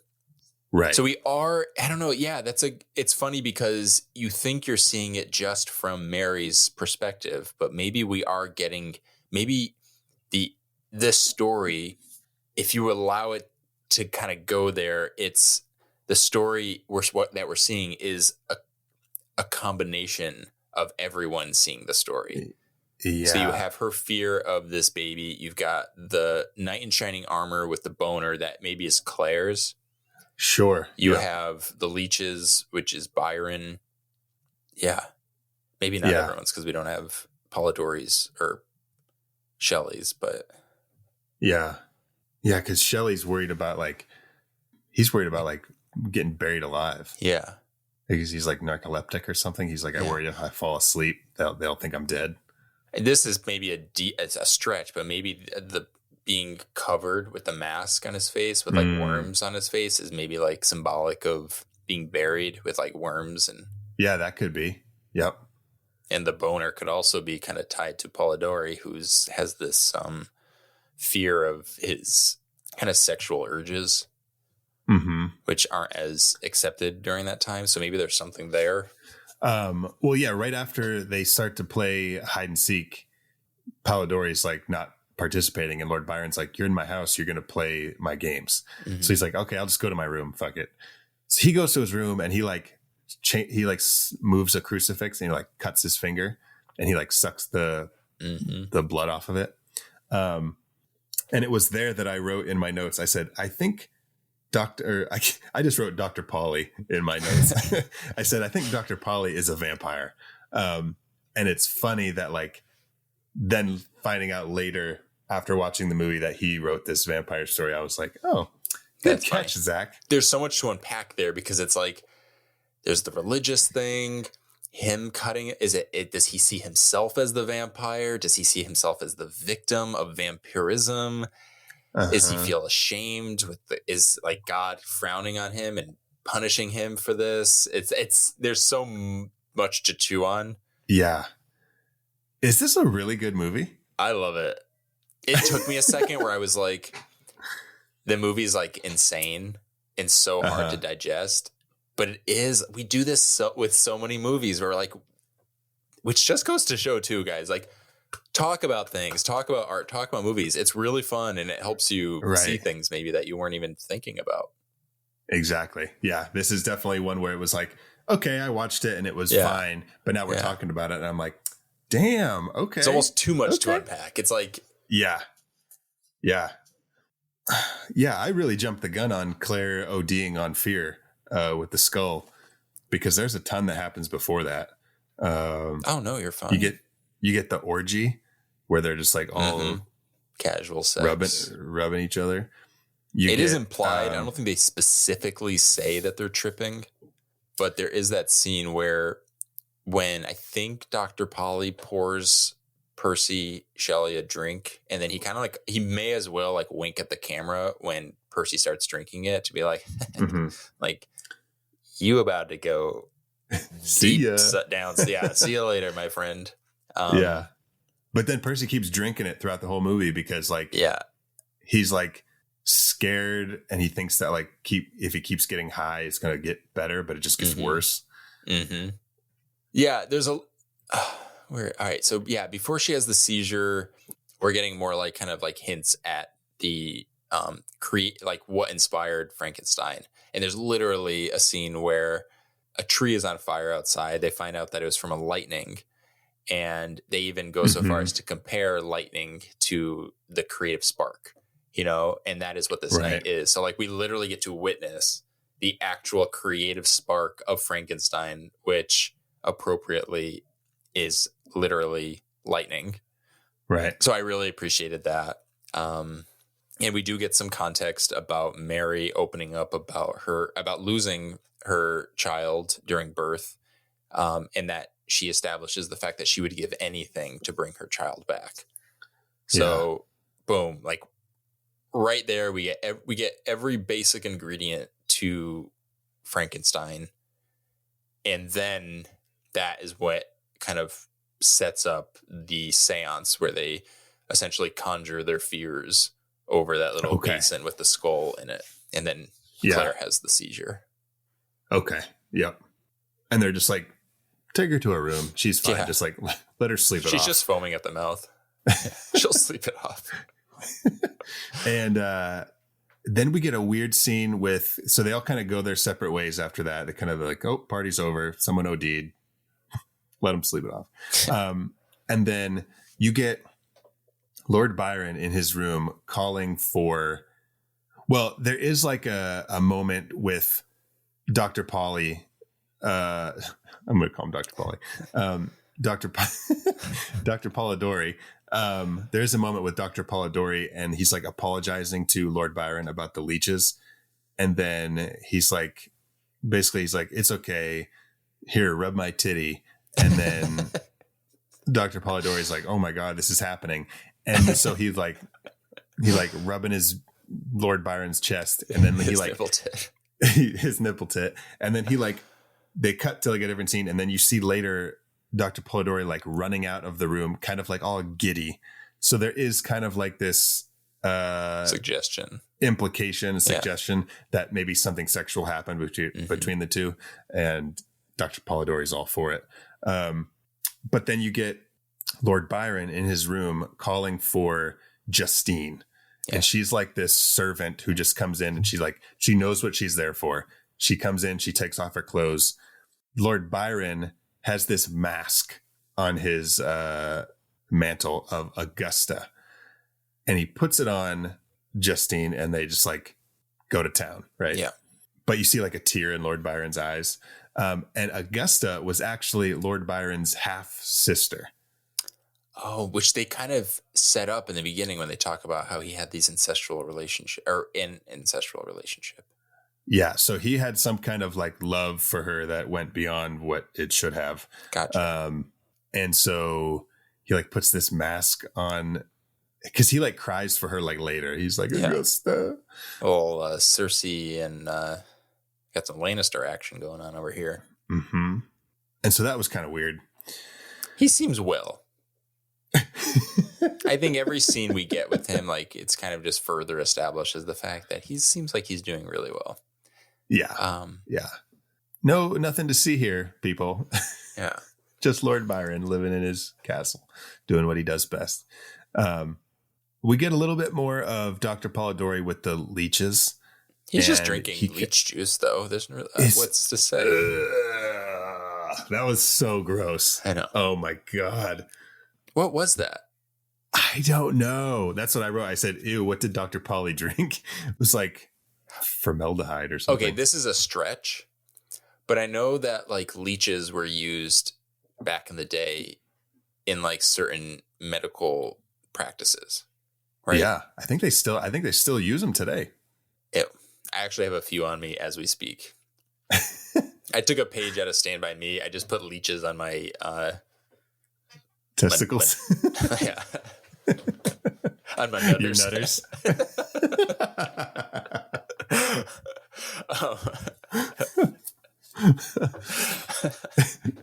Is Gordy LeChance the goat from Gothic? Okay, we're not doing this again. So Byron, I'm assuming, gets this procedure done. So maybe what it was Polidori uses those leeches to suck the blood out of Byron. So then maybe Byron is then drinking the juice from the leeches, because it's like he's drinking Byron's juices. Dr. Polidori is drinking the leech juice. Oh, yes. Yeah. Thank you. Dr. Polidori is drinking the leech juice. So in a way, he's kind of drinking Byron's juices. Ew. Yeah. So maybe maybe that's implying that it didn't go as far as he would have liked it to go. And this was him kind of like finishing it off for himself. Oh, God, Danny, this fucking episode and movie are so off the rails. It's ridiculous. All right. Well, with that said, we have side by side, we've got an honorable mention that is immediately met with our second monster intro, which is Mary. She sees this really creepy shadow. She thinks she's being followed by some kind of monster, finds out it's just Percy. You know, shadows have a way of kind of taking on the form of things that are scarier than they really are. But Right. that sets us up to an actual monster reveal. Yes. Which is the Fuseli monster. Yes. Which I'm sure everyone is familiar with this. It's it's like the sleep paralysis demon, that famous photo. Yeah, that famous photo of It's just an oil painting from 1781. Yeah. Sometimes confused as a photo. Yeah, it's that pic. Yeah, so this is we're getting into like the imagery that's on the poster of this movie. Yeah. Which, to describe it, it's a 1997. It's the same year that Bram Stoker was born. That's right. It is a 1781 oil painting called The Nightmare by Henry Fuseli. And what it is you may have seen it before. It's like look at the cover of, look at the poster for Gothic. Yeah, why are you listening to us? It's a retelling of this painting where a woman is seen sleeping with her arms stretched out, and there is a horse head in the background. But what's really prominent is this like goblin thing sitting on top of her, which is supposedly an incubus. Which is like an alt rock band from the 90s. Exactly. Yeah. An alt rock band who peaked in 1997, the same year that Bram Stoker wrote Dracula. Yes. It actually supposedly really did inspire Mary Shelley for Frankenstein. Okay. This whole experience of seeing this painting that creeped her out that weekend. So, Danny, you may not believe this, but here is my Raiders of the Lost Ark reference. Oh, I get it. Oh, it's because yeah. So Claire sees this painting Mary sees this painting, which I think is in Claire's room because she's like sitting on the bed with her. Mm-hmm. And in her mind, it kind of like comes to life. This is like her fear, right? Very scary. And so you get this like goblin man sitting on top of her, which is the image that's on the poster. But that Fuseli monster is played by Kieran Shaw, Shah. So Shaw, yeah. Kieran Shaw, who played Abu in Raiders of the Lost Ark. Oh my God. And if you don't know who that is, it's a very quick scene. Like when the guy comes in to poison the dates. I know exactly there is this who you're talking person about. Who like, yes, who like brings the dates in and sets them up. Then like they like open the door and like they like look out and they see like, well, somebody just in here or something. They shut the door. That's the guy who plays this goblin. I totally thing. see it now. But what might be even better, he also played a goblin in Harry Potter. Oh, that's interesting. But what might be even better than that He played the role of Dumpy the House Schmuck in a movie called Harvey Putter and the Ridiculous Premise. He played Dumpy the House Schmuck. Hey, it's no nipple, tits, and Sasquatch, but I'll take it. Wait, say the name again. Dumpy in the movie house. In the movie Harvey Putter and the Ridiculous Premise, he played the character of Dumpy the House Schmuck. Okay, do you want to know how stupid I am right now? I just assumed that that movie was released shortly after Gothic. So like I'm thinking like 1986, early 90s, and I'm like, whoa, are you telling me that there's a movie that is so closely related to the name of Harry Potter and one of the characters, Dobby the House Elf? Harvey Putter and the Ridiculous Premise and the character of Dumpy the House Schmuck inspired J.K. Rowling to write Harry Potter and the Sorcerer's Stone, or Harry Potter and the Philosopher's Stone. Dear God. Oh, I love it. Good Lord. Okay, now to get us back on track, that was our second intro, was seeing the Fuseli monster brought to life by this great actor that you had just mentioned. We have 2 back-to-back monster intros, numbers 3 and 4, and they both happen with our character Percy Shelley. Zach, tell us what they are. Well, Percy, for some reason, feels like he needs to go out and tend to the barn. I don't know why. I didn't understand it either. But he's like out in it's like raining, or it's like it's raining throughout this whole movie because he has this whole big thing about lightning. And you had mentioned earlier it was known as the year without a summer. But it's storming, and he like goes out to this barn to shut the door, and the door won't shut for some reason until he's in it. But there's like all these cobwebs and stuff, and he sees this carriage, and as he walks by it, we get our third monster reveal. There's like in the shadows of this carriage, there's like which we'll find out is like a Sasquatch thing, but it looks kind of like a werewolf almost. Yeah. There's like this like snout and everything. So that's our third monster reveal. But then right after that, almost immediately, is our fourth monster reveal when Shelley goes around the carriage and he's like looking through the cobwebs or whatever, and he sees like this spidery thing with like tentacles, but it almost looks like, well, it has like a small skull, human skull, kind of protruding from it. Right. It's got like a little skull coming out, and it almost looks like, and Danny had pointed this out as we were going over our reveals, that it almost looks like a stillborn baby being born out of like this, like out of like a birth canal. But like the nightmare version of that. Absolutely. It's like it's very nightmarish. Yeah. And which could be Percy's fear of like his child who they lost in childbirth. Yeah. And so he sees this and he kind of falls through like the wood in the floor. And this is where I realized that Julian Sands does not do very well in cobwebbed, spiderwebbed barns with spider creatures. Yes. he can't make it out of there. So here we're getting into like, now the movie is like moving and we're getting like all these weird little bits that clearly are like inspiration for these different stories, right? We get a pretty brutal confrontation between Byron and Mary in the billiard room, where, because they've established earlier that Claire is pregnant with Lord Byron's baby. Mm-hmm. And so Mary's like, you're a fucking pig, man. Like, you suck. And what's so important about this scene is, like, we've already established that the fears that they've kind of unearthed from this seance thing is forcing them to kind of confront their demons and fears. Mm-hmm. But this is where someone kind of just like, someone in reality confronts Mary head on and is like, yo, I know what bothers you. I know what keeps you up at night. But he's such but of course, like someone like Lord Byron would do it, because the character that we've met in this movie is such an arrogant dick. Right. That he can't even, she comes at him, and instead of like being receptive to her criticisms, he's like, well, actually, this is what I have to say about you. And it's like, oh, that's so cold, but it's also very revealing.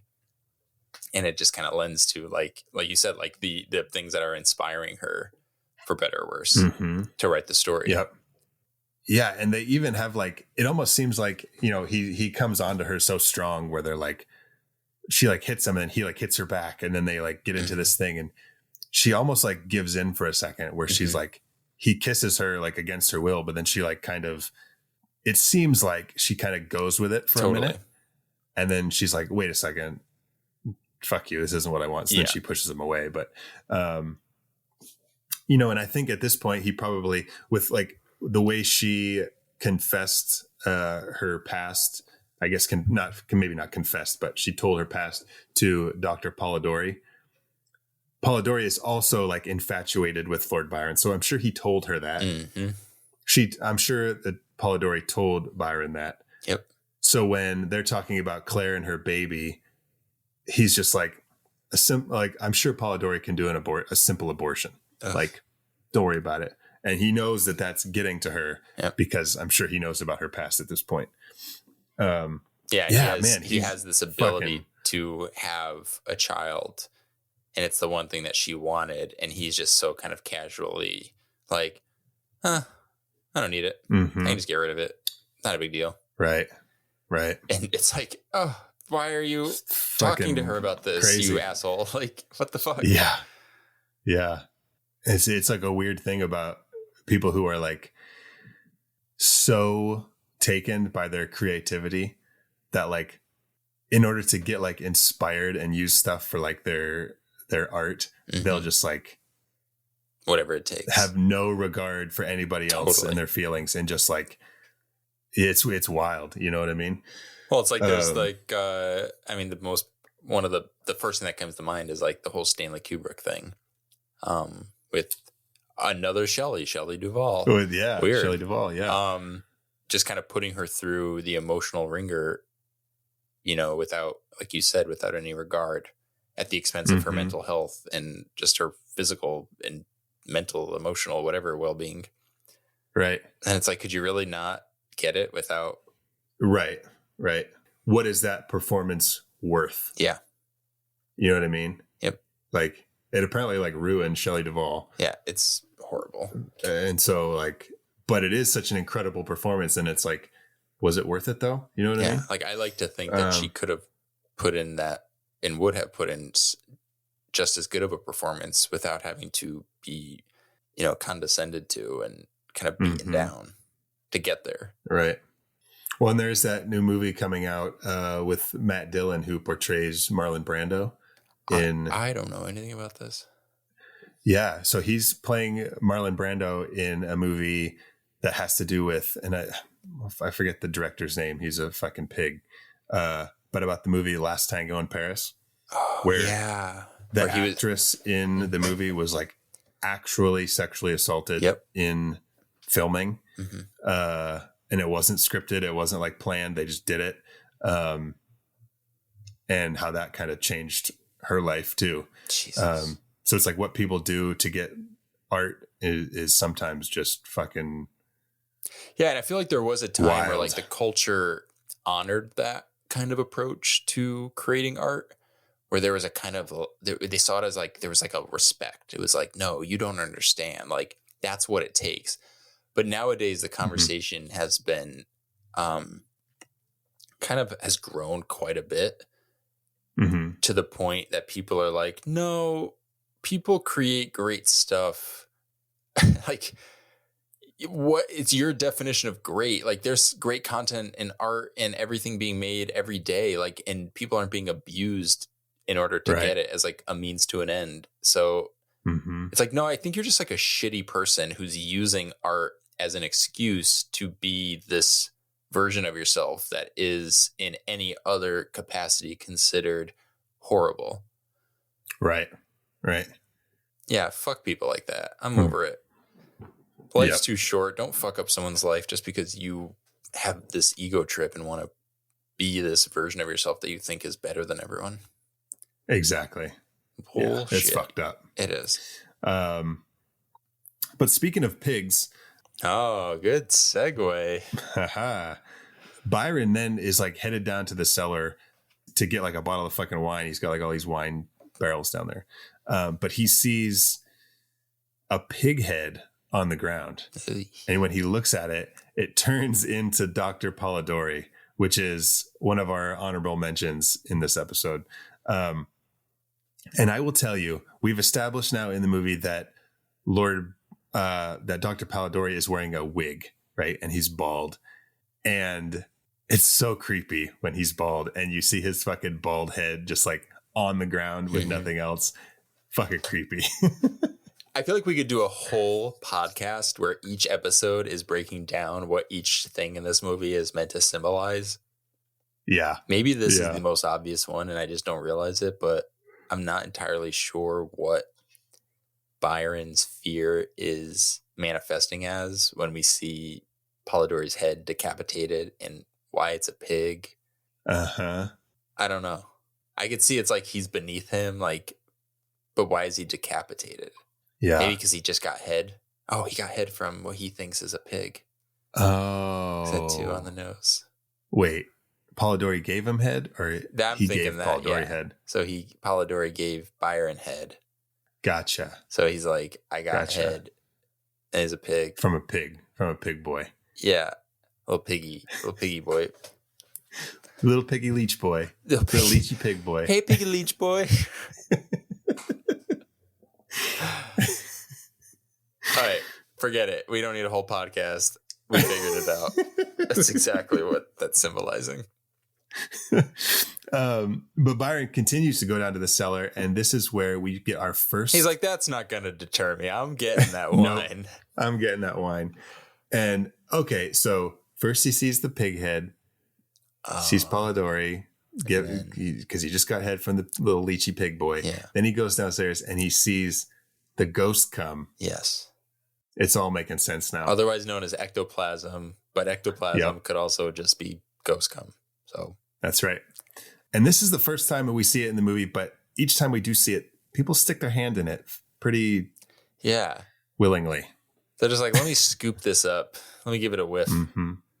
And it's never just like a dab with their fingers. No. Like they always just like like their four fingers just like scoop it. Why? It's so bad. I would never do that. To understand it, I must envelop myself in it. So do you think, so the next thing after this is Byron essentially, I mean, I say essentially, but he literally sexually assaults Claire while she's sleeping. Is that supposed to be this sort of like Byron is struggling with his own sexuality? So he has to not only have sex with a woman, but he's going to do it in a way that is he's dominating, and it's like this power thing. Like, shit, I can't believe I just got head from a guy. I better go like. I see. I don't know, because I feel the like author of my. I don't know. I feel like Byron is pretty open. Because he's done a lot of like rubbing and kissing on Percy earlier. Yeah. And he has relations with Justine, who he pretends is Augusta, his half sister. That's true. Yeah, then I actually have no idea what the fuck is happening. And also like that. So like Claire is kind of like out at this point. She's still like sleeping, right? Mm-hmm. And that's kind of like that painting of the nightmare with the little goblin who is an incubus who does these things while the women are sleeping. Yep. So again, it's all kind of meshed together. It's all kind of melded together. Like Lord Byron is like being portrayed as this like goblin thing that's in the painting. Mm-hmm. And it's all kind of like our fears and things that it's like a dream. It's like a fucking fever dream, because it's like things we've seen here and things we've seen there all kind of meld together. Totally. Because at this same time that Byron is doing this to Claire, Dr. Polidori is in his room, bald, in fucking thigh highs, and he's just like smashing his hand on a nail on the wall, and blood's coming out, and it's just like he's like getting off in a way as he like does this, and it's very strange. There's something there with like the whole stigmata of it all, but there's also a weird like pain and pleasure thing. And, you know, Jesus hanging on the cross is supposed to represent like the ultimate martyr. Like, so does he victimizing himself to be like, I'm the victim here? And then that also kind of could tie into like maybe his inspiration for creating a character who is a vampire who like feels drained, and the only way that, or in his mind, is Byron the vampire who is like bleeding him dry.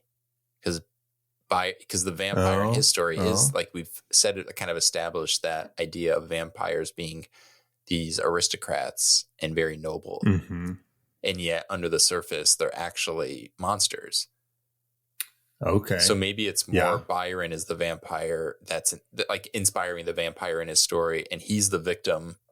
So like, again, maybe I'm reading too much into it, but I feel like that's the type of movie that is just like, it's like a feast of symbolism. Like you're supposed to chew on every little detail. So like, I'm going to commit to it. That's my read on it is, that makes sense. Symbolism on symbolism on symbolism. He is victimizing himself with this weird pain and pleasure, and it's jealousy, but he's also being kind of taken advantage of. Mm-hmm. Yeah. Okay. I've committed to that. Yeah. No, it makes sense. Cause then the leeches, I keep thinking if Bram Stoker was like inspired by that vampire novel by Dr. Polidori, because he's kind of like the Renfield character. Yeah, that's a little bit much better explanation. Yeah, again, I think it would help if I read the vampire or vampire or however it's pronounced. But and maybe that but to your point, even if it's not, this whole movie is about inspiration and art, and how these two stories literally open the door to modern horror and like what we know as like classic monsters. So it would make sense that this character could maybe represent inspiration for another, maybe a more universally known or more famous novel about vampires, which is obviously Dracula and has Renfield. So maybe there is something there. Maybe. Yeah. I like that. That's pretty cool. That's a cool read on that. Yeah. What a wild weekend, man. Good Lordy. Wonder what would horror be like if it wasn't for this weekend? I know. Thank God we wouldn't be here. We have like Geneva. No, we would not be here.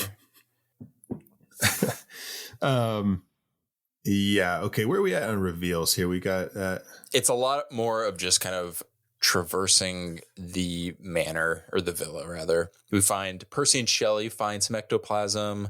There's something in the attic that doesn't really go anywhere. It just kind of reinforces Mary's kind of fear, and it's starting to escalate. So there's like things are like haunting her now. You know, she keeps thinking it's like, oh, maybe it's a bird in the attic, or maybe it's just this tree shadow outside. But like, she's pretty convinced that something is coming for her. Right. And we do get an honorable mention around that time, which is when she sees Polidori with the neck wound, which is our most now definitive kind of parallel, or at least reference to vampires, obviously. Sure. Yep. Oh, and then I just realized, how did we not notice this? We're building this kind of comparison between Lord Byron kind of inspiring Polidori for this vampire character. He's got the neck wounds. And after Byron and Claire have sex, we later kind of cut back to Claire in bed, and she has a neck wound. Oh, does she? Yeah. I did not see that. Yeah. So I don't know why I didn't notice, make that connection earlier, but that's it. Byron is this vampire. Okay. So that would make sense that he is like, they've come to his home. It's very Dracula. Yeah, absolutely. Okay. And, okay. Oh yeah. And this is when our characters, they all kind of converge again. They all meet and they basically say, oh yeah. So Shelley has that line that, again, another connection to Frankenstein. He even says it's alive. And he's going on this, he has this big monologue and he starts talking about how they've given life to a creature and a creation that is made out of all of their worst fears. So he's kind of establishing what we have been talking about this whole time, that like we gave it life. And it, again, it's that comparison to the creative process. Like we've had to go through all this, like digging into our souls, into like the worst parts that we usually try to avoid so that we could create this monster, aka this story. But they are in the throes of the consequences of their actions. So they're all like straight up like freaking the fuck out, to the point that like Percy even thinks he hears something in the room. He's like starts chasing something and he has a gun. And one of our honorable mentions is when he sees this thing that is basically him, but wearing this, like he has like a mask on. It's like a little distorted, and he shoots at it only to realize it's a mirror. So not quite a monster, but yeah, it was worth mentioning. But that does lead us to maybe the most memorable monster reveal in this movie. Yeah, because throughout this movie so far, Percy has been saying that he is dreamt of mountains. Wait, mountains with eyeballs or breasts like mountains with eyeballs? I think it's that's my memory of it. Yeah, I'm remembering he has that sketchbook where it's like he's drawing mountains that are boobs, but they also have eyeballs. So I think it doesn't matter how you say it. Yeah, so he, for some weird reason, he wants to see some eyeballs on some titties. He wants to see some titty balls. They say nipples are the eyes of the soul. That's right. If you haven't heard that before, you're not looking at the right nipples. Amen. What? That's why. That's why everyone has nipples, even if they're not functional, which they are not for half the population. You need them because you need an eye into the soul. That's right. Right there. Yeah, figured it out. Right there in your chest. Yeah, your little chesticles. So Percy has been talking about seeing eyeballs on breasts. And now he sees Claire, who is now awake after her encounter, I guess, with Byron. Lord Byron or the vampire. Lord Dracula. And Claire is now sitting on the billiard table when Percy comes in and finds her there. And then Claire like opens her fucking nightgown and there's like her tits are there and it's like, but they're not nipples. They're fucking winking eyeballs. It is so fucking weird. A sight to behold for sure. It's, I mean, the makeup is incredible. The effects are incredible. Because it's actually not that crazy in a way. Like, it's not like they overemphasize anything. It literally is just, well, I mean, it's like, I don't know. It looks natural in a weird way. Like, it looks so, like, seamless, if that makes sense. Yeah. I don't know, which makes it so much scarier. I almost feel like, tell me if I'm wrong, but I feel like the word you might be looking for is, like, simple. Yes. It's so simple. Yes. Like 100%. Like the effects and whatever are so simple, but it looks like it's really cool, but it's just as simple. It's which just makes it so much more alarming because you're like, your brain struggles to be like, wait, what am I looking at? Oh my God. Yeah. It's almost like the pizza in Nightmare on Elm Street 4 that have like the souls and it's like the sausages and stuff. And they're like, yeah. This is very Freddy Krueger-y. This whole movie. You know what it is? It's like the pizza, but it's also like in Dream Warriors when the girl like has the little marks on her arm that are like open up to be like little. I hate it. That's what it's like. Yep. That's exactly. It's so freaky. I hate it so much. All right. I think it's time for our How I Met Your Monster, our next How I Met Your Monster conspiracy theory of the week. Hit it, Danny. You're telling me that NASA is going to kill the President of the United States with an earthquake. Not exactly the kind of thing a Secret Service agent can, like, just throw himself on top of. The whole Vietnam War was fought over a bet Howard Hughes lost to Aristotle Onassis. This is the third issue this year. Conspiracy theory. Is the movie Gothic just another Nightmare on Elm Street movie? Second question, is Villa Diodati on Elm Street? Mm-hmm. Every town has an Elm Street. That's the reveal in the end. The camera just pulls back a little bit to show the street sign. It says Elm Street. It's like the whoa scene. Like a crooked little sign, and then you hear like Freddy's laugh. Yeah. And he's just like, because it is a very it's a very Nightmare on Elm Street-ish kind of movie if you think about it. Yeah. We've talked a lot about just that. Like Where it's like one thing, where does melds the into dream another. start? Yeah. Where does Yep. All right, Yep. You heard it here, folks. It is canon. We've proven it. This is a Nightmare on Elm Street movie. What would What would the subtitle be? Nightmare on Elm Street. Oh, no, that doesn't make sense. I would say American Gothic, but it would be like Genevian Gothic. Yeah. Stupid. It's a dumb name.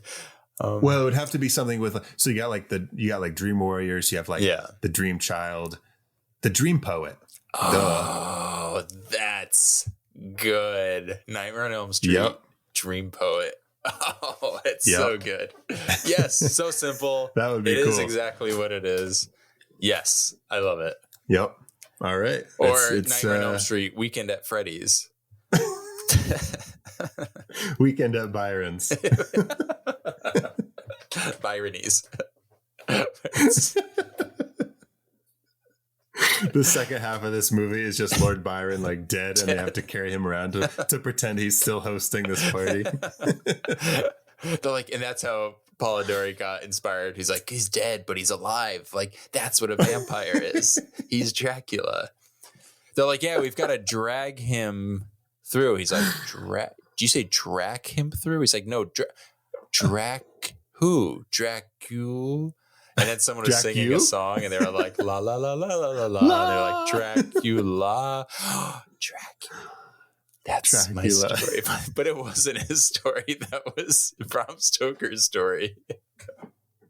That wouldn't be written until 1997. Yeah. That whole scene, by the way, is in the book, The Vampire or The Vampire, whatever. And Bram Stoker read between the lines and was able to come up with all of that. He whittled it down into the name Dracula, this whole scene. A lot of people don't know Danny, that. what is this episode? What is this movie? What is happening to us? I know. I feel like I'm losing my mind. I'm also on my third coffee, which is to say, if I had one shot in my first drink, one shot in my second drink, and this one has between 3 to 4 shots. This is getting ridiculous. I'm like, this is not safe. I am not in a safe space right now. I may as well have been drinking the trippy juice that they had in the movie, but this is like, yeah. same effects. All right. Okay. Oh my God. We crossed the mountains that were the breasts with the eyes. Yes. That pretty much brings us into the climax.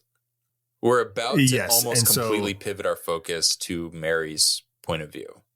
We're like getting there. And this brings us to our sixth reveal, where Dr. Polidori throughout the movie has been like very kind of like suicidal, I guess, towards the end of this, once he starts to like things are going crazy and he starts to blame like, I gotta end this. But every time he does it, he's unsuccessful. Yeah. And so in our sixth monster reveal, as Polidori is trying to hang himself in the barn, he's sitting on a horse. And so basically like the horse is supposed to take off and he's supposed to fall. And the horse does take off, but not by itself. It is stolen by our Sasquatch werewolf monster, and just kind of rides off out of the barn. Yeah. And Polidori falls, but the rope isn't tied right, and he just like falls and hits the ground. But that is our 6th official monster reveal, is the creature, whatever you want to call it, riding the horse away out of the barn to have his own adventure. That's our Last Crusade reference. That's him riding into the sunset. Yeah. I want someone to Photoshop that shot from Last Crusade, but like add another horse with Sasquatch riding away on it with them. Done. Now, this, again, like we kind of mentioned, this is kind of setting up the climax. But there is a specific scene that kind of like launches us into the finale.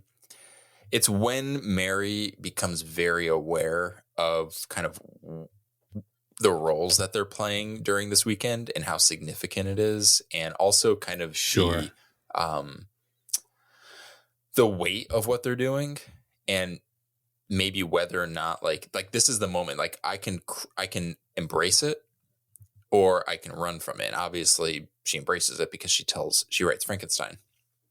But she has not yet really had her the finale is when she is confronted by her demons, or like the skeletons in her closet, so to speak. Right. She has this great interaction, Percy, Mary, and Byron, and she says that she thinks God is punishing them.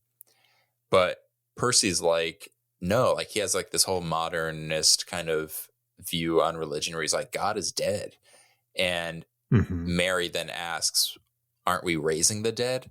Which is kind of implying that they're playing God, but they're playing God with God. Like, so they are truly the authors of these horrific events.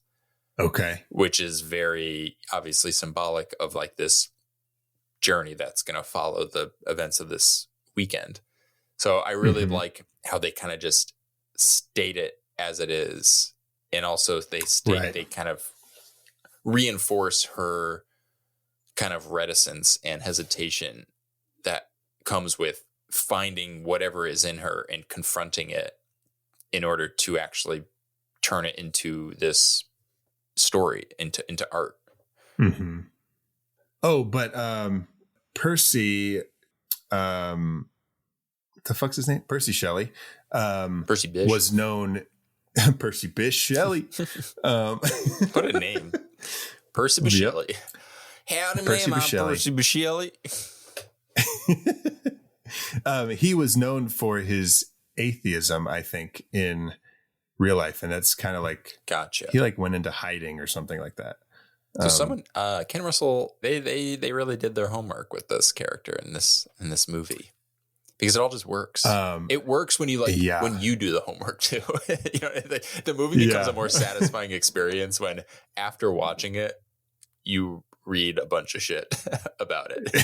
Yeah, exactly. Is it Percy and Byron who are trying to like convince everybody else to like do this seance again to kind of reverse it? Yes. So I wasn't sure what the bridge was, because I just have this scene where they're in that room again talking about God, yada, yada, yada. And then cut to, they're in the basement and we see Claire, but I don't remember how they get there. I think they like hear Claire and they're like, go get her because we need her for this seance. And so they like chase her down into the basement. And then she's like, which is one of our honorable mentions, I believe. She's like feral, kind of like eating a rat. Which I love. I was like, what is this supposed to represent? And then I was like, some people just can't handle the creative process. She's just too over. She's like, I can't do it. That's what happens. You just turn into is she eating a rat? You just regress. Yeah. But this is where Mary is like, I can't take this anymore. And she smashes the skull that they are using to like do whatever to try to reverse this process. And she's like, no, you're just going to make it worse, basically. So she smashes the skull and she picks up a piece of the skull and tries to stab Lord Byron. But Percy gets in the way. He's like, no, don't do this. Yeah. Right. She's like, his house is rules. You can kill him when he's a visitor at our house, but not. Yeah. Well, we can ask him over, and then you can do this. Yes. Just keep that piece of skull with you, and you can do it later. Totally. I mean, shit. But we're here, his house. We don't want to be rude. Don't be rude. Don't be rude. So now we are into our 7th and final monster reveal. And the most important for Mary. Yes. She is starting to see and hear these visions of her dead son, but she sees him like, sometimes she sees him as like a stillborn baby, and sometimes she sees him as like we had talked about earlier, like what she imagines he would be like 5 years, 6 years from now or from then. To borrow another phrase from Freddie, the dream child. He's the dream child. Oh my God. It all makes so much sense. But this kind of just like wraps up the movie with her having all these like weird visions of like. Well, she witnesses the birth. Oh, she's right. like She sees like that a third person view. Mm-hmm. Mm-hmm. And she sees, I believe it's Byron with all the leeches on him. Yeah, that's right. She's like has a window into everyone's fear. We're seeing it all manifested very literally. Mm-hmm. Yeah, because then Percy's drowning and being buried. Yep.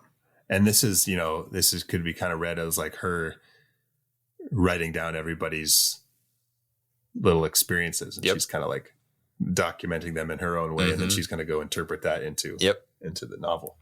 But then we're just kind of like, the morning's over. The night's over, and it's morning. The morning's over, and it's night again. Oh my God. It never ends. This is 1408 all over again. Oh my God. You can relive this hour. Yeah, that's where the song kicked. We said it was going to kick in. Yes. There it is. That's right. But there instead of like guitars, it's like a harpsichord and yeah. And that's it. That's kind of that's it. That's it. Yeah. That's it. That is the wild and trippy Gothic. Whoever on social media said that this movie was fucking wild, you were spot on. You were correct. I didn't know what to expect or what define like what's wild. You know, it's such a subjective term, but I think this is the most objective example of wild. Yeah. So if you're listening, if you've gotten to the end of this episode and you haven't seen it, go watch it. It's a trip. Key thing you said there, Danny, if you've gotten to the end of this episode. If you've made it out alive. If you've made it this far, you've survived a night at Lord Byron's. Yes. This is now where we're going to have the most like structured part of the episode, because this is like the daylight segment of our weekend at the Villa Diodati, where that's Byron is looking at Mary and he's like, I know what you're thinking is crazy, but he says, there are no ghosts in daylight, which is such a great line. And then he refers to the night, which I'll refer to our podcast episode as quote unquote, a little indulgence, which I thought was such a great way to undermine the insanity of what just happened, where he's just like, yeah, we're just being crazy. Like, we're doing drugs, we're having sex, we're getting inspired. Like, on paper, that sounds great. In reality, that's... But they're just like so calm and collected about it. Yeah. And fucking Polidori's like, here, have some tea. Have some lemon tea. I know we talked about that earlier. I actually do love it even more, showing the flip side of it. Yeah, I definitely have come around. After we've talked about it, I've definitely come around to being like, okay, this ending was pretty cool. Like, you almost need it, right? You need that stark kind of shift in tone to kind of be like, to feel like it's like undermining it. But then also to kind of rationalize it. It almost makes, because, and maybe this is being a little soapboxy or corny, but being creative is a scary endeavor, and getting into that creative and letting yourself kind of get lost in the creative process. It's obviously not literally this crazy, but it can sometimes feel like that. But to kind of know, like, it is still a safe space. You are in control of it. let it kind of happen, do your thing, and then you can step outside of it. And in a weird way, like they're really not. I'm kind of just overreaching, but like they're kind of like very healthy in the way they do this, because it's like we've created this safe environment. We can let all of our inhibitions go, be crazy, but we know that we can simply close the door and leave it and enter it as we, enter it willingly. Is Lord Byron like the best creative teacher that ever existed? Wow. What do you know? Hey, man. Hey. Dracula. Never would have thought that from him. Dracula takes, and when he sucks your blood, but he also gives you life, even though you're not. Yeah, bad metaphor. Yep. But yeah, I agree. He's a great teacher. Well, this is where Percy and Claire are playing tennis or something in the yard, and Percy runs over and he says, "Mary, you're here. Do you want to go over our favorite reveals in Ken Russell's Gothic?" And she says, "My dear, I would love to." You sounded just like her. I'm not gonna lie. Actually, that was a clip from the movie. I just I cut it in while we were recording. What's going on here? I don't see anything anywhere. That's how they get you. They're under the goddamn ground.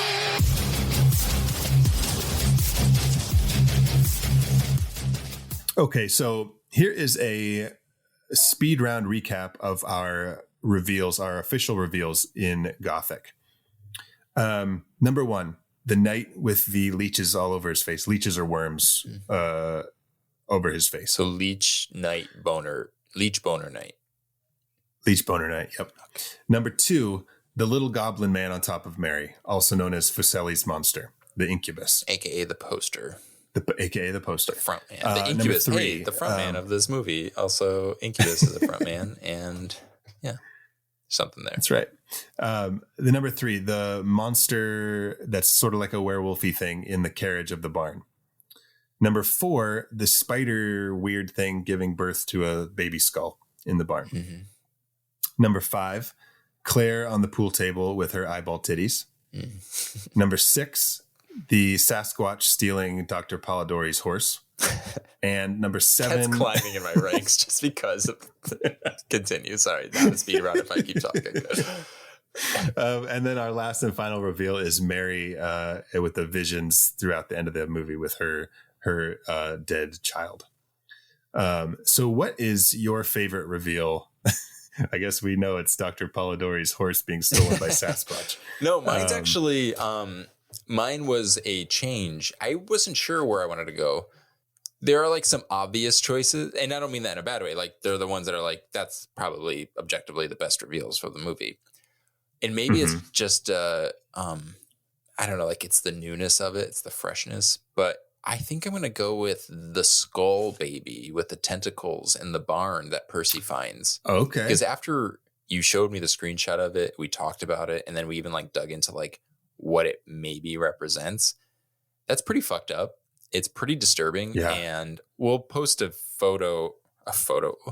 post a portrait on socials so that you can see like all the monsters in this movie. Because it's pretty intense. It's pretty grotesque. So yeah, I'm gonna go with skull tentacle baby thing. Okay. What about you? I'm going with the little goblin man, the incubus, because as a child, in my local video store, the poster of this movie, he owned the video store. He just sat on the counter. It's like, are you gonna order this? Be kind, rewind. Don't mind me. I'm just Dumpy, the house schmuck. Hey, Dumpy, did that new Ken Russell movie come in yet? But the poster used to scare the hell out of me, and seeing the poster come to life, essentially in the scene in this movie, really freaked me out. Yeah. Because it was like all this fear that I had as a kid of that thing, and then like seeing it like move a little bit. Now you've entered and phase it's 2 of this nightmarish image that you have in your head. Right. So I'm going with Fuseli's monster. That's good. AKA the little goblin man on top of Mary. I'm surprised neither of us chose the mountain nipple eye scene. Right. It took so much emphasis. It like took over almost every conversation we've had today. Yeah. But hey, sometimes it just goes to show this movie's got a lot. If that one's not number one for either of us, I mean, then you can tell there's some good shit in this movie. Mm-hmm. Well, now it's time for a segment that we like to call The Real Monster. Run, run, run as fast as you can. You can't catch me. I'm the gingerbread man. You're a monster. I'm not the monster here. You are. You and the rest of that fairy tale trash poisoning my perfect world. Now tell me, where are the others? Eat me. Okay, I have 3 real monsters. Okay. For this movie, for Gothic. I've got when people get like a cut on their finger and they like suck the blood off of that, like that's so gross to me. Not so much like the act of doing it. Like that's not that gross to me. I'm like, okay, it's your thing. But like because I know what it tastes like, and it's like, why would you subject yourself to that if you don't have to? Then it's just like another reminder that we're made out of like meat and body juice, and we're just these weird sacks of flesh and juice. Ugh. You could literally cut us and we drain. Like, ugh, like who are we? What are we? And squeeze us. Number 2 is toxic relationships. That's just kind of a given. It's shitty. Yeah. And then my third and final real monster is like crazed fans of celebrities. Good one. Like the women at the beginning who like are like tearing the clothes off of Percy as he like runs to the house. Just like people who are like so, I guess is the word enamored. Is that the right word? Enamored, and they just don't care. Just like about obsessed boundaries. with like this. Yeah. And it's just like, it's just a person. Yeah. And you're going to like reach out and like try to just touch them. And it's like, you feel like if you touch the person, you're going to like, your life is fucking complete or something. Yeah. They're also kind of like putting a major blemish on like what is kind of beautiful about appreciating art and talent. Sure. It's sort of like, I don't know, keep it in your pants, like, so to speak, like keep it inside. You don't have to put it all out there and be weird about it. Exactly. Like you like express your appreciation for the person or your love for the person or whatever. But like, just, you gotta be civil. I don't know. Weird. It's fucking weird. So many weirdos out there. So like, those are my real monsters for Gothic. Those are what good. About you, Danny? What do you got? I've got a few. 2 of them are a little serious, so I'll save those. But the first one is Percy punching Polidori right in the dick. When they're wrestling him, he literally just keeps like hitting him. And I was like, where's he punching him? And I was like, oh my God, he's punching him like in the bare, like all he has is this veil of like a thin shirt that's covering him because he doesn't have underwear on. I was like, stop it. Yeah, it literally was like, but then I also have, on a more serious note, I have Byron for sexually assaulting Claire at night. Sure. Yep. And then I also have Byron.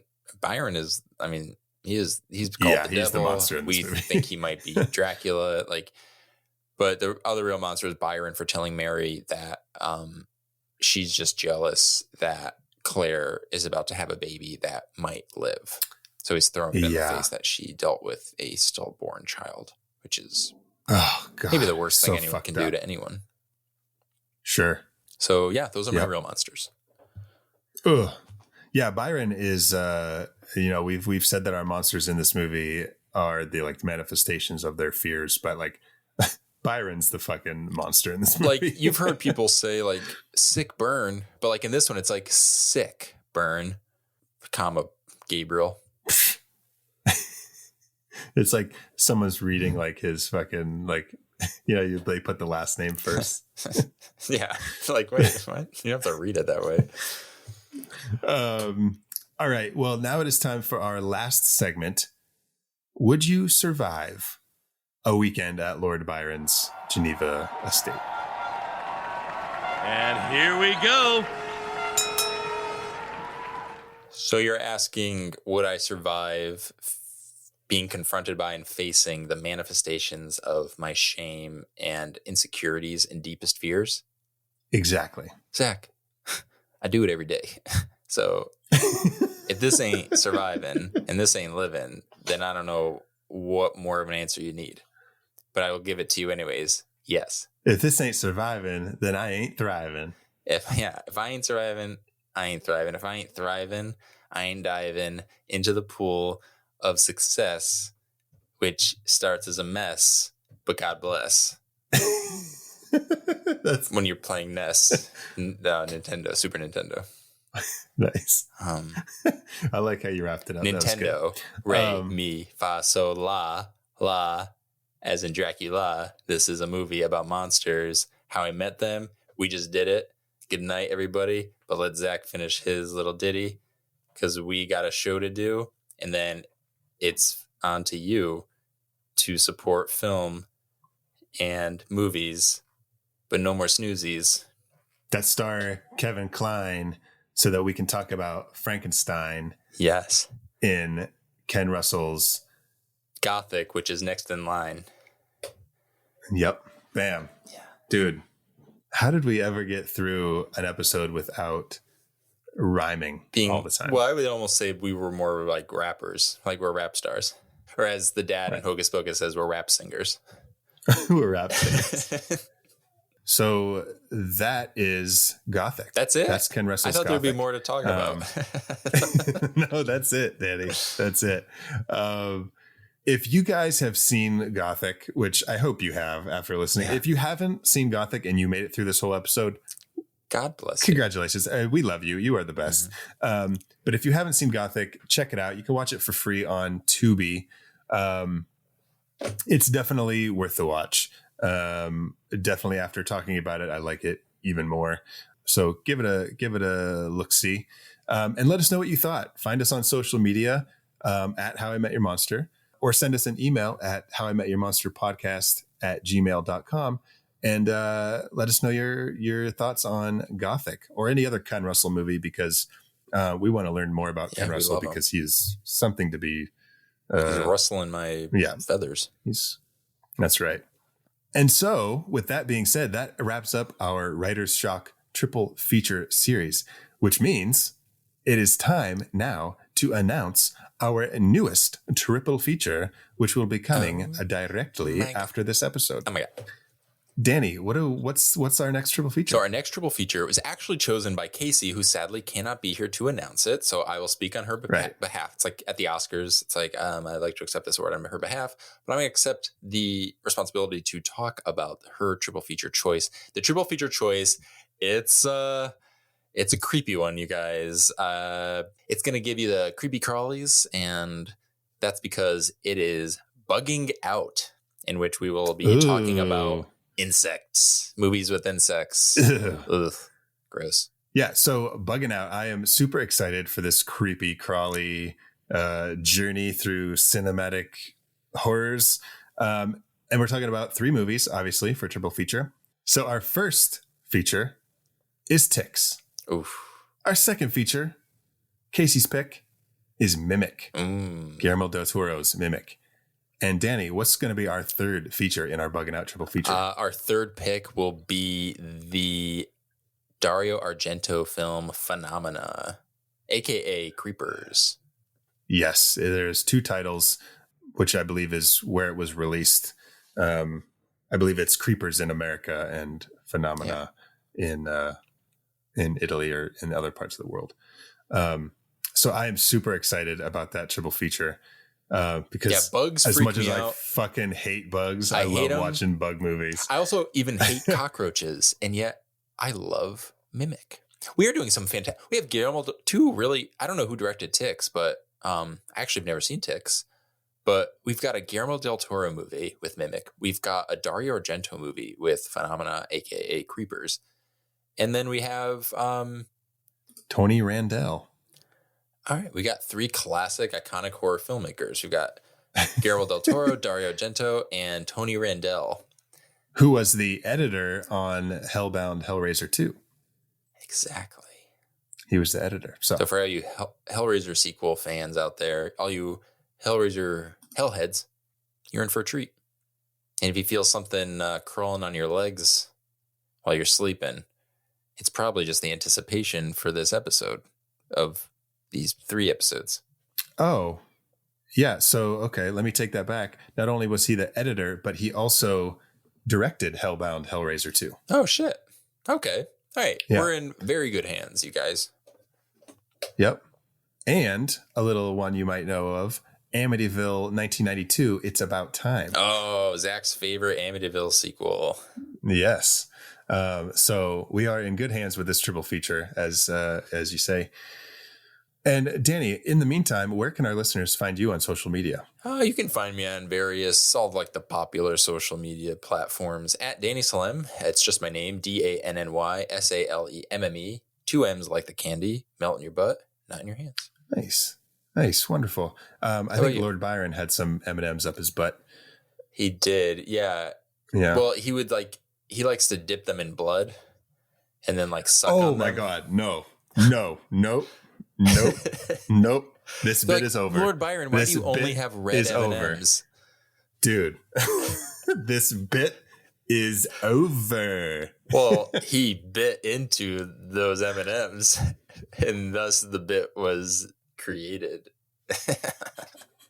Nope. Moving on. Well, hey guys, this is a classic horror movie podcast where we disturb you not only on film, but even in conversation. Yes, I am fully disturbed right now.